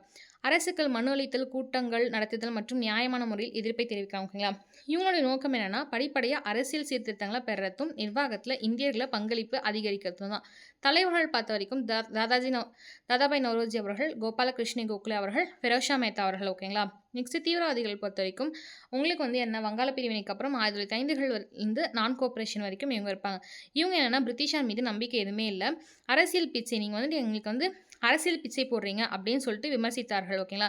இந்த கேள்வி உங்களுக்கு ட்விஸ்ட் பண்ணி கூட கேட்கலாம். அரசியல் பிச்சையை வந்து விமர்சித்தவர்கள் எக்ஸ்ட்ரீமிஸ்டா, மாடரேட்டா அப்படின்னு கூட கேட்கலாம். ஓகேங்களா. ஸோ மக்களுடைய இயக்கங்கள் மூலம் விடுதலை சாத்தியம் அப்படின்னு சொல்லிட்டு நம்புறாங்க. அவங்களுடைய கோரிக்கை என்னன்னா ஸ்வதேசி. ஓகேங்களா. அது மட்டும் இல்லாமல் பாய்காட்டை புறக்கணிக்கிறாங்க, வேலை நிறுத்தங்கள் செய்கிறாங்க, பொதுக்கூட்டங்கள் நடத்துகிறாங்க. சுயேட்சை, அதாவது திலகர் அவர்கள் சுவராஜ்யம் மை பர்த்ரைட் அப்படின்னு சொல்லிட்டு சொல்லியிருப்பார். ஓகேங்களா. உடனடி இலக்காகவும் இருந்தது சுவராஜ்யம். நெக்ஸ்ட் அப்புறம் தலைவர்கள் பொறுத்த வரைக்கும் உங்களுக்கே தெரியும், லால் பால் அப்படின்னு சொல்லியிருப்போம். லாலா லஜபதி ராய், பாலகங்காதர் திலகர், பிபின் சந்திரபால் அவர்கள். நெக்ஸ்ட் பார்த்தீங்க அப்படின்னா வந்து சுதந்திரத்துக்கு பிந்தைய சவால்கள் என்னென்னா இன்டிகிரேஷன் பண்ணுறது தான். 1947களில் இந்திய சுதந்திரம் அடைஞ்சதுக்கப்புறம் பிரிட்டிஷ் இந்தியாவை தவிர சுமார் 565 சுதேச சமஸ்தானங்கள் இருந்துச்சாமா. எத்தனை? ஆஃப்டர் இண்டிபெண்டன்ஸ்க்கு 567. இந்திய சுதந்திர சட்டம்க்கு அப்புறம் 1947களில் இந்த சமஸ்தானங்களை இந்தியாவுடன் பாகிஸ்தானுடன் இணையலாம் அப்படின்னு சொல்லிட்டு சொல்கிறாங்க. அல்லது சுதந்திரமாகவும் இருக்கலாம் அப்படின்ற ஒரு வாய்ப்பு வருது. அதுக்கப்புறம் தான் ஃபஸ்ட்டே சொன்ன மாதிரி மேலே சொல்லியிருப்பேன், சர்தார் வல்லபாய் பட்டேல் அவர்கள் தான் உள்துறை அமைச்சராக இருப்பார். அதுக்கப்புறம் VP மேனன் அவர்கள் செயலாளராக இருப்பாங்க. இந்த கேள்விகள் ரொம்ப முக்கியம். நமக்கு வந்து எல்லாமே சர்தார் வல்லபாய் பட்டேல் அவர்கள் தெரிஞ்சிருக்கும். VP மேனன் பற்றி படிச்சுக்கோங்க. அப்போ யார் செயலாளராக இருந்தாங்கன்னா VP மேனன் அவர்கள். அதுக்கப்புறம் வழிமுறை பார்த்தீங்கன்னா உங்களுக்கே தெரியும். சமஸ்தானத்தை வந்து எப்படி காஷ்மீரை இன்ஸ்ட்ருமெண்ட் ஆஃப் அசெஷன் மூலிமா எழுதியிருப்பாங்க. அதுக்கப்புறம் ஜுனாகத் அப்படின்னு ஜுனாகர் இல்லை ஜுனாகர்னு சொல்லுவாங்க. குஜராத்தோட கடற்கரை பகுதியில் இருக்கத்தான் ஜுனாகத். அங்கே இருக்கக்கூடிய பெரும்பாலான மக்கள் வந்துட்டு என்னன்னா இந்தியாவோட இணைய விரும்புவாங்க. நவாப் வந்து பாகிஸ்தானோட இருப்பாங்க. அதுக்கப்புறம் ரெஃபரண்டம் சொல்லுவாங்க, வாக்கெடுப்பு நடத்தி இந்தியா கூட நினைச்சிருவாங்க. ஹைதராபாத் பொறுத்த வரைக்கும் மிகப்பெரிய சமஸ்தானமாக இருக்கும். ஸோ இந்த நிஜாம் என்ன பண்ணுவாங்க, நான் தனியாக இருந்துக்கிறேன் அப்படின்னு சொல்லுவாங்க. அதுக்கப்புறம் எனக்கு ரசகர்கள் அப்படின்னா கலவரங்களை வந்து ஏற்படுத்துவாங்க. நிறைய கலவரங்களை ஏற்படுத்துகிறாங்க ராசாக்கர்கள். ஓகேங்களா. ஸோ தீர்க்கப்பட்ட விதம், அதுக்கப்புறம் ஆப்ரேஷன் போலோ அப்படின்னு சொல்லிட்டு இது பண்ணி தீர்க்குறாங்க. ஓகேங்களா. நெக்ஸ்ட் வந்து காஷ்மீர் உங்களுக்கே தெரிஞ்சிருக்கும். ஸோ பெரும்பான்மையான முஸ்லீம் இருக்காங்க. மன்னர் ஹரிசிங் வந்து இந்துவாக இருக்காரு.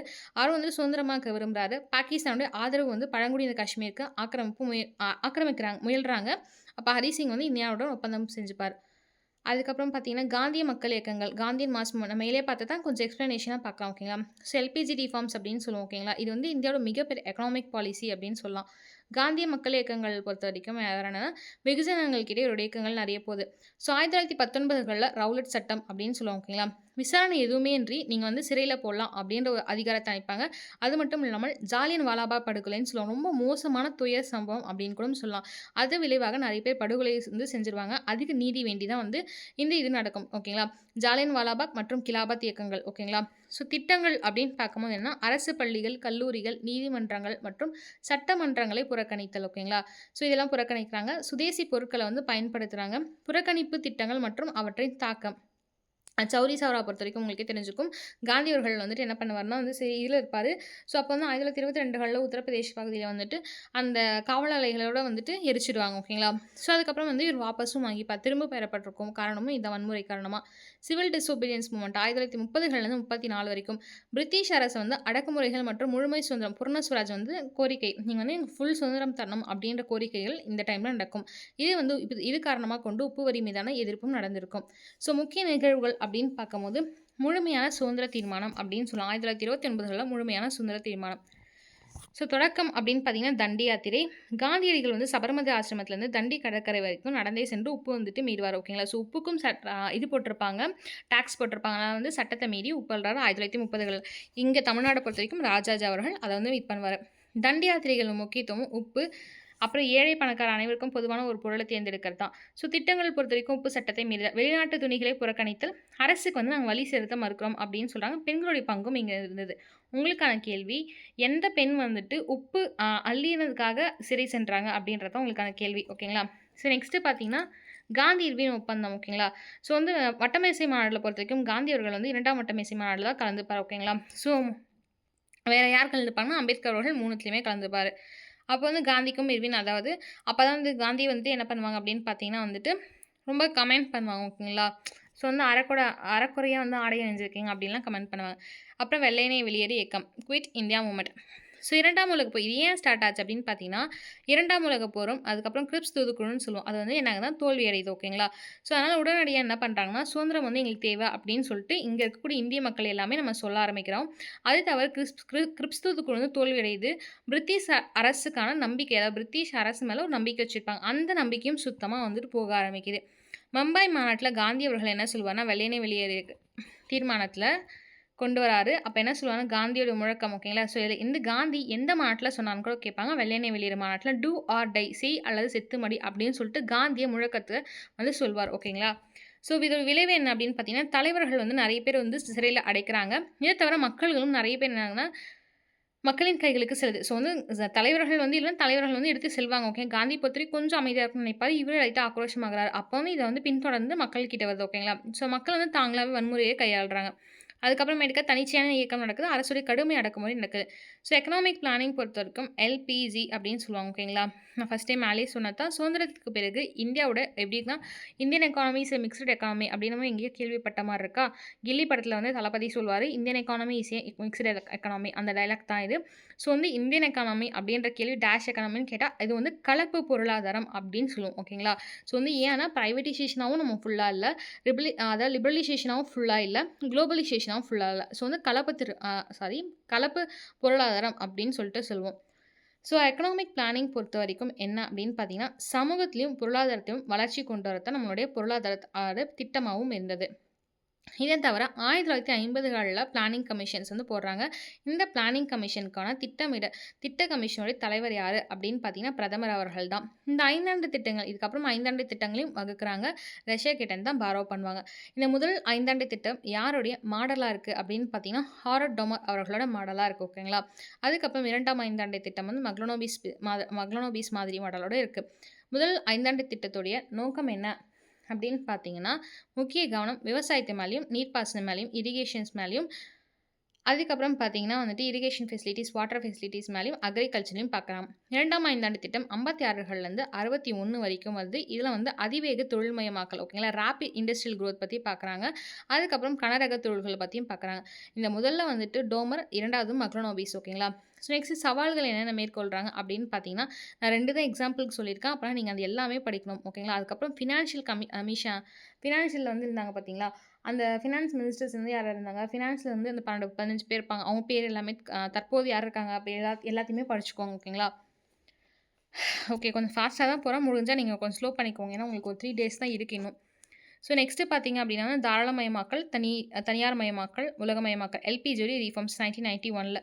ஸோ இது வந்து என்னென்னா 1991களில் இந்தியா வந்து கடுமையாக வந்து பொருளாதார நெருக்கடிக்கு தள்ளப்படுறாங்க. ஓகேங்களா? ஸோ வெகுஜன ஏன் அப்படின்னு பார்த்தீங்கன்னா பணவீக்கமாகுது, அந்நிய செலவாணி கையிருப்புகள் வந்து பற்றாக்குறையாகுது. ஓகேங்களா? ஸோ இந்த மாதிரி விஷயத்தெலாம் எதிர்கொள்கிறாங்க. அப்போதைய பிரதமராக இருந்தது யார் அப்படின்னு பார்த்தீங்கன்னா பிவி நரசிம்ம ராவ் அவர்கள் தான். ஓகேங்களா? ஸோ ஃபினான்ஸ் நிதியமைச்சராக இருந்தவங்க யார் அப்படின்னு பார்த்தீங்கன்னா மன்மோகன் சிங் அவர்கள் தான். இவங்க 2 பேர்த்துடைய புதிய பொருளாதார கொள்கையை அறிவித்தவங்க தான் வந்து எல்பிஜி அப்படின்னு சொல்கிறாங்க. ஸோ 1991ல் யார் வந்து பிரைம் மினிஸ்டராக இருந்தாங்க அப்படின்னு பார்த்தீங்கன்னா பிவி நரசிம்மராவ் அவர்கள் தான். ஸோ லிபரலைசேஷன் பொறுத்த வரைக்கும் என்ன அப்படின்னு பார்த்தீங்கன்னா வந்துட்டு இதை முதலே சொல்லியிருப்பேன், இருந்தாலும் சொல்கிறேன். அரசு வந்து தடைகள வந்து குறைக்கிறாங்க. ஓகேங்களா? ஸோ அரசு தடைகளை குறைக்கிறாங்கன்னா, அப்போ நெறைய தடைகள் இருந்தது. அப்ப தடைகள் குறைச்சா விற்பனை அதிகமாகும். ஸோ வாங்குதலும் அதிகமாகும். தடைகள குறைக்கிறாங்க. அதுக்கப்புறம் தனியார் துறையின் தொழில்களை தொடங்கும். ஸோ நீங்க வந்து தனியா வந்து நெறைய துறைகள் வந்து தொடங்கலாம். ஓகேங்களா? ஸோ வந்து எங்ககிட்ட வந்துட்டு கவர்மெண்ட்லேயே தான் எல்லாம் இது பண்ணணும்னு நினைக்காதீங்க. நெறைய அன்எம்ப்ளாய்மெண்ட்ஸ் இருக்கு. நீங்க தனியார நெறைய துறைகள் தொடங்குங்க. தொழில்களைருந்து தொடங்குங்க அப்படின்னு சொல்றாங்க. ஸோ அதுக்கப்புறமேட்டுக்கா விரிவாக்கம் உள்ள உரிமம் மற்றும் பிற கட்டுப்பாடுகள். லைசனிங் அண்ட் அதர் ரெஸ்ட்ரிக்ஷன்ஸ் ஓகேங்களா? ஸோ வந்து சில குட்டி, குட்டி இதுக்கு வந்து லைசனிங் தேவையில்ல. ஸ்டார்ட் பண்ணிக்கோங்க. இப்ப தள்ளுவண்டிலாம் இருக்காங்கன்னா, அதுக்கெல்லாம் லைசனிங் தேவையில்ல. இந்த மாரி நெறைய தகவல்கள்லாம் குடுக்குறாங்க. கட்டுப்பாடுகள்லாம் கம்மி பண்றாங்க. ஸோ இதனால இதான் லிபரலைசேஷன் அப்படின்னு சொல்றோம். நெக்ஸ்ட் தனியார்மயமாக்கல் அப்படின்னா வந்துட்டு என்னன்னா, பிரைவேட்டைசேஷன் அப்படின்னு சொல்றாங்க. அரசுக்கு சொந்தமான நிறுவனங்கள் என்ன பண்றாங்கன்னா, தனியார் துறைக்கு வித்துடுறாங்க. ஏன்னா, அப்ப வந்து நெறைய லாபம். ஏன்னா அரசுக்கு வந்து அது வந்து மைனஸ்ல போயிட்டுருக்கும். இப்போ ஒரு பஸ் இருக்குன்னு வச்சுக்கோங்க. பஸ் தரமாட்டாங்க. ஃபார் எக்ஸாம்பிள்க்கு சொல்றேன். இப்போ வந்து ஒரு பஸ் இருக்கு. கோயம்புத்தூர் டு திருவண்ணாமலைக்கு ஒரு பஸ் போகுது. ஸோ அந்த ரூட் பஸ்ல வந்துட்டு அந்த வெறும் 10 பஸ் போனா போதும். ஆனா கவர்மெண்ட் வந்து அந்த 25 பஸ் விடுது. அதுவும் இல்லாம உங்களுக்கு காசு வந்து இடத்துல என்ன ஆகுதுன்னா, ஒரு நெகட்டிவா வந்து போகுது. ஓகேங்களா? ஒரு லாஸ்ல போறாங்க. அதுவே என்ன அப்படின்னு பார்த்தீங்கன்னா, பிரைவேட்டைசேஷன் கிட்ட குடுக்குறாங்க. அவங்க பஸ் மாடிஃபை பண்ணுவாங்க, டைம் மாத்துவாங்க. என்னமோ பண்ணி வந்து அவங்க வந்துட்டு ஒரு ப்ராஃபிட் பார்ப்பாங்கன்னு வச்சுக்கோங்க. ஸோ இந்த மாரி என்ன பண்றாங்கன்னா, சில நிறுவனங்கள அரசுக்கு சொந்தமான நிறுவனங்கள பிஎஸ்யூ அதாவது பப்ளிக் நிறுவனங்கள தனியார் துறைக்கு குடுத்துடுறாங்க. ஓகேங்களா? இல்ல வேற என்ன பண்ணலாம் அப்படின்னு பார்த்தீங்கன்னா, அவருடைய பங்குகள தனியாருக்கு அளித்தாங்க. ஓகேங்களா? ஸோ வந்துட்டு என்னன்னா, ஒரு சைன் போட்டுப்பாங்க. நான் வந்துட்டு என்ன சம்பாதிக்கணும் அது உன்கிட்ட குடுத்துடுறேன் அப்படின்ற மாரி. ஃபார் எக்ஸாம்பிள் என்னன்னா, நம்ம வந்துட்டு இந்த இது சொல்லுவோம் பார்த்தீங்களா? லேன்னு சொல்லுவோம்ல. எக்ஸாக்ட்டா சொல்லணும்னா, அது பேர் என்ன? டோல்கேட் சொல்லுவோம். டோல் பிளாசா, டோல் லேன் அப்படின்னு சொல்லிட்டு. அது வந்துட்டு ஆக்சுவலா நம்ம எப்பயோ டாக்ஸ் கட்டி முடிச்சிருப்போம். ஏன்னா வந்து நம்ம அந்த அளவுக்கு ரோட் போட்டாங்கன்னா, அந்த இந்நேரம் நம்ம வந்து போயிட்டு வர டாக்ஸஸ் எல்லாமே அவ்ளோ டைம் போயிட்டு வந்திருப்போம். அவ்ளோ டைம் பணம் நம்ம கவர்மெண்ட் வெஹிக்கிள்ஸ் தவிர மத்த எந்த வெஹிக்கிள்ஸ் போனாலும் பணம். ஸோ அந்த மாரி வந்து என்னன்னா, "நீ வந்து எனக்கு இது கன்ஸ்ட்ரக்ட் பண்ணி குடு. மக்கள் கிட்டேருந்து பணம் வாங்கிக்கோ" அப்படின்ற மாரி குடுத்துருப்பாங்க. ஓகேங்களா? ஸோ அதான் அரசினுடைய ஏகபோக உரிமைய வந்து குறைக்கிறது அப்படின்னு சொல்லுவாங்க. குளோபலைசேஷன் அப்படின்னு சொல்லும்போது என்னன்னா, உங்களுக்கே தெரிஞ்சிருக்கும். உலகமயமாக்கல் அப்படின்னு சொல்லுவாங்க. இந்தியாவோட பொருளாதாரத்த உலக பொருளாதாரத்தோட வந்து இணைக்கிறது. ஓகேங்களா? ஸோ அப்ப பாருங்க, இந்தியாவோட பொருளாதாரம் அப்படின்னும்போது 1991கள் அப்படின்னா, நம்ம 47ல தான் நமக்கு வந்து என்ன சுதந்திரமே கிடைக்குது. அப்ப அதுலருந்து கொஞ்சம் பிக்கப் ஆயி எல்லாம் சரியாகறதுக்குன்றதுக்கு நமக்கு ஒரு 10 வருஷம் ஆகும். அப்பதான் கிட்டத்தட்ட ஒரு 1960 வரைக்குமே நமக்கு வந்து டைம் எடுத்திருக்கும். அதுக்கப்புறம் ஃபெமைன் அது, இது அதுக்கப்புறம் தேர்தல் அப்படி பார்த்துட்டு கொஞ்சம் கொஞ்சமா குரோத்துக்கு வந்திருப்போம். ஸோ ரொம்ப வந்து கொஞ்சம் ஸ்லோவா தான் போயிருப்போம். எடுத்தோனே டாப்ல போயிருக்க மாட்டோம். கொஞ்சம் ரொம்ப ரொம்ப ரொம்ப அப்படியே கொஞ்சம் கொஞ்சமா போயிட்டுருப்போம். ஓகேங்களா? அந்த மாரி போயிட்டுருக்கும்போது 91ல இந்த மாரி ஒரு விஷயம் வருது. ஸோ அப்ப வந்து எல்பிஜி அப்படின்ற ஒரு விஷயம் பண்ண ஆரம்பிக்கிறாங்க. ஓகேங்களா? ஸோ அதுக்கப்புறமேட்டுக்கா வெளிநாட்டு முதலீடுகள் அப்படின்னு சும்மா எஃப்டிஐன்னு சொல்லுவாங்க. வெளிநாட்டு வர்த்தகத்தை எளிதாக்குதல். ஓகேங்களா? ஸோ உங்களோட ட்ரேட வந்து எளிமையாக்குறாங்க. ஸோ தாக்கம் பார்த்தீங்க அப்படின்னா வந்து இந்தியாவுடைய பொருளாதார வளர்ச்சியுடைய விகிதம் வந்து அதிகரிக்கிறதும் ஸோ இந்தியாவோட பொருளாதாரத்த வந்து வளர்ச்சி விகிதமா அதிகரிக்கிறதும், சந்தையோடைய சக்திகள வந்து முக்கியத்துவம் கொடுக்கறதும், அவங்க மார்க்கெட்டிங்ல வந்து முக்கியத்துவம் கொடுக்கறதும் அவங்களோட இம்பாக்ட்டா இருந்தது. இது மட்டும் இல்லாமல் வருமானத்தில வந்து ஏற்றத்தாழ்வுகள் நெறைய இன்கம் இன்இக்வாலிட்டீஸ் வந்து இருக்கு. அது மட்டும் இல்லாம பிராந்திய வேறுபாடுகளும் அதிகரிக்குது. இதான் அதோட இம்பாக்ட்டா இருக்குன்னு சொல்றாங்க. இதோட மைண்ட் மேப் ஃபுல்லா பார்க்கலாம். ஓகேங்களா? ஸோ என்ன அப்படின்னு பார்த்தீங்கன்னா வந்து ஃபர்ஸ்ட்டு டாபிக்க பொறுத்தவரைக்கும் இந்தியா சமுதாயம் மற்றும் தேசிய இயக்கம். ஓகேங்களா? ஸோ இந்தியன் சொசைட்டி பத்தியும், நேஷனலிசம் பத்தியும் படிச்சோம். இதுல முதல் பாயிண்ட் சமூக மற்றும் பண்பாட்டு மாற்றம் பத்தி படிச்சோம். இதுல வந்து காலனித்துவம் ஓகேங்களா? காலனியல் இம்பாக்ட் பத்தி படிச்சோம். ஸோ கிறிஸ்துவ தொடர்பு பொறுத்தவரைக்கும் கான்டாக்ட் வித் கிறிஸ்டியானிட்டின்னு படிச்சிருந்தோம். மிஷனரிகளுடைய வருகை, சமூக விமர்சனம் ஓகேங்களா? ஜாதிய வச்சு சாதி பொருளாதாரம் தான் அவங்களுடைய முக்கியமான ஒரு அடிக்கிற பாயிண்ட்டா இருந்தது. கல்வி, சுகாதாரம் எப்படியோ அதே போல சாதி பொருளாதாரமும் இவங்க முக்கிய பாயிண்ட்டா இருந்தது. கல்வி சீர்திருத்தங்களும் நிறைய நடந்துச்சு. மெக்கலோடைய அறிக்கையாகட்டும், வூட்ஸ் டிஸ்பாட்ச் ஆகட்டும் போன்ற கல்வி சீர்திருத்தங்கள் நிறைய நடக்க ஆரம்பிக்குது. நிறைய வெஸ்டர்னைஸ் கல்விகளும் உள்ள வருது. இதை தவிர சுகாதாரம் பொறுத்தவரைக்கும் பப்ளிக் ஹெல்த்ன்னு சொல்லுவாங்க. நிறைய நவீன மருத்துவம் அறிமுகம் செய்றாங்க. இப்போ வரைக்கும் பார்த்தீங்கன்னா, சிஎம்சி அப்படின்னு சொல்லுவாங்க. இது வந்து வெள்ளூர்ல இருக்கு. நீங்க இப்போ வரைக்குமே அது வந்து இங்கிலீஷ் ட்ரீட்மெண்ட் அதாவது அந்த இங்கிலீஷ்காரங்க விட்டு போனது தான் அது. அதுக்கப்புறமேட்டுக்கா மேபி இப்ப கவர்மெண்ட் நடத்தலாம். இல்லன்னா வந்துட்டு யாராச்சும் அவங்க ட்ரஸ்ட் எடுத்து நடத்தலாம்னு நெனைக்கிறேன். ஸோ இப்போ வரைக்கும் பார்த்தீங்கன்னா, அவங்களோட ட்ரீட்மெண்ட் ஸ்டைல் வந்து அந்த மாரி தான் இருக்கும். ஸோ வந்து அந்த மாரி நெறையா வந்து ஹெல்த் இதுவும் விட்டு போயிருக்காங்க. இந்திய மறுமலர்ச்சி அப்படின்னு சொல்லும்போது என்னன்னா, பிரம்ம சமாஜ் ஓகேங்களா? ராஜாராம் மோகன் ராய் அவர்கள் தான் ரொம்ப ரொம்ப முக்கியமானவங்க. சதி அப்படின்ற பழக்கம் இப்ப இல்ல அப்படின்றதுக்கு காரணம் என்னன்னா வந்து அவர் தான் ஓகேங்களா? ஏன்னா நம்ம மக்கள் இன்ன வரைக்கும் ஃபாலோ பண்ற ஆளுங்களும் இருப்பாங்க. ஏன்னா வந்துட்டு மேபி அவர் நான் சொல்றேன். எனக்கு சும்மா ஃபன்னுக்கு சொல்றேன். அதே ஆரிய சமாஜம் பொறுத்தவரைக்கும் தயானந்த சரஸ்வதி அவர்கள் இவர் வந்து கோ பேக் டூ வேதாஸ் அப்படின்னு சொல்றாங்க. சுத்தி இயக்கம் அப்படின்ற ஒரு விஷயத்தையும் வந்து இவர் தான் ஸ்டார்ட் பண்ணாரு. ஏன் வந்து கோ பேக் டூ வேதாஸ்ன்னு சொல்றாங்க? இவரே வந்து கடவுள்ல வந்துட்டு சிலை நம்பிக்கையில வழிபாடு இல்ல. அப்புறம் எப்படி இவர் வந்து ஒரு இயக்கங்கள் நடத்தலாம்? எப்படி வந்து இவங்க கடவுள் கடவுள் மீது நம்பிக்கை இல்லாம எப்படி இருந்தா அப்புறம் இந்துக்கள் எப்படின்னு கேள்விகள் நெறைய விமர்சனங்கள் வருது. அதுக்காக தான் என்ன சொல்லுவா, கோ பேக் டூ வேதாஸ்னா, வேதங்கள் அப்படின்னு நம்ம ஃபர்ஸ்ட்டே சொல்லியிருப்போம். லேட்டர் வேதாஸ், அதுக்கப்புறம் இயர்லி வேதாஸ் அப்படின்னு படிச்சிருப்போம். நம்ம ஃபர்ஸ்ட்டு, செகண்ட் யூனிட்ல காலேஜ் டிஆர்பில. அப்படி இருக்கும்போது இயர்லி வேதாஸ் பொறுத்தவரைக்குமே வந்து பெண்களுடைய நிலைமையிலேருந்து எல்லாமே வந்துட்டு என்ன ஆகுதுன்னா, ரொம்ப டவுன்ஃபாலா இருக்கு. அதே வந்து அதுக்கு முன்னாடி வந்து இயர்லி வேதாஸ் சாரி லேட்டர் வேதாஸ்ல வந்து எல்லாமே டவுன்ஃபாலா எப்படி சொல்றது? எல்லாமே நெகட்டிவிட்டியா இருக்கு ஓகேங்களா? பெண்களுடைய நிலையாகட்டும், அதுக்கப்புறமேட்டுக்கு நெறைய சம்பிரதாயங்கள் அதிகமாகுது. அந்த சம்பிரதாயங்கள் எல்லாமே காசு இருக்கிறவங்க பண்ற மாரி சம்பிரதாயங்கள் ஆகுது. நீ இந்த சம்பிரதாயத்த பண்ணா தான் சில சூப்பர்ஸ்டிஷன்ஸ் உருவாகுது. நீங்க பண்ணா தான் இப்படி நல்லா இருப்பீங்க அப்படின்ற மாரி நெறைய வந்துட்டு நெறைய உருவாகுது ஓகேங்களா? அந்த காலகட்டத்தில உருவானத நம்ம ஸ்டில் இப்போ வரைக்குமே ஃபாலோ பண்ணிட்டு இருக்கோம். ஸோ இந்த மாரி இருக்கும்போது நீங்க எப்படி வந்து பாசிட்டிவா, நெகட்டிவா எப்படி நம்ம யோசிக்கிறது அப்படின்னு பார்த்தீங்கன்னா, இவருடைய பாயிண்ட் ஆஃப் வியூல குழந்தை திருமணம் இருக்கக்கூடாதுன்னு சொல்லியிருப்பாங்க. அப்பனா வேதாஸ் அப்படின்றத அவர் என்ன மீன் பண்ணியிருப்பார்ன்னா, ஹிந்துயிசம் நீங்க வந்து திருப்பி ஹிந்துயிசம்க்கு வந்து போங்க அப்படின்ற மாரி மீன் பண்ணியிருப்பார் ஓகேங்களா? ஸோ வேதாஸ்னா வேத காலத்துக்கே போங்க அப்படின்னு மீன் பண்ண வரல. கோ பேக் டூ ஹிந்துயிசம் ஓகேங்களா? நீங்க வந்து இப்போ மாறி இருக்கீங்கல்ல, நீங்க உங்க பழைய நிலைமைக்கு போங்க அப்படின்னு சொல்லலாம். இதோடைய தாக்கம் தான் அவர் இப்படி சொல்லியிருப்பார் ஓகேங்களா? ராமகிருஷ்ண மிஷன் பொறுத்தவரைக்கும் விவேகானந்தர் அவர்கள் தான் ஸ்டார்ட் பண்ணியிருப்பாரு. ஓகேங்களா? இது சிகாகோ மாநாட்டில வந்து மத மாநாடு நடக்கும். ஸோ அங்க வந்து பயங்கரமா வந்து பேசியிருப்பாரு. நம்முடைய இந்தியாவ வந்து தலைமை தாங்கி ரெப்ரசென்ட் பண்ணி பேசியிருப்பாரு. ஓகேங்களா? இதுக்கப்புறம் பார்த்தீங்கன்னா, புதிய வகுப்போட எழுச்சி. ஸோ மத்திய தர வர்க்கம் அப்படின்னு பார்த்தீங்கன்னா, மிடில் கிளாஸ் அப்படின்னு சொல்லுவோம். ஓகேங்களா? நான் இப்ப ரீசென்ட்டா ஒரு மூவி பார்த்தேங்க. ஆக்சுவலா வந்துட்டு மாஸ்க்ன்னு நெனைக்கிறேன்.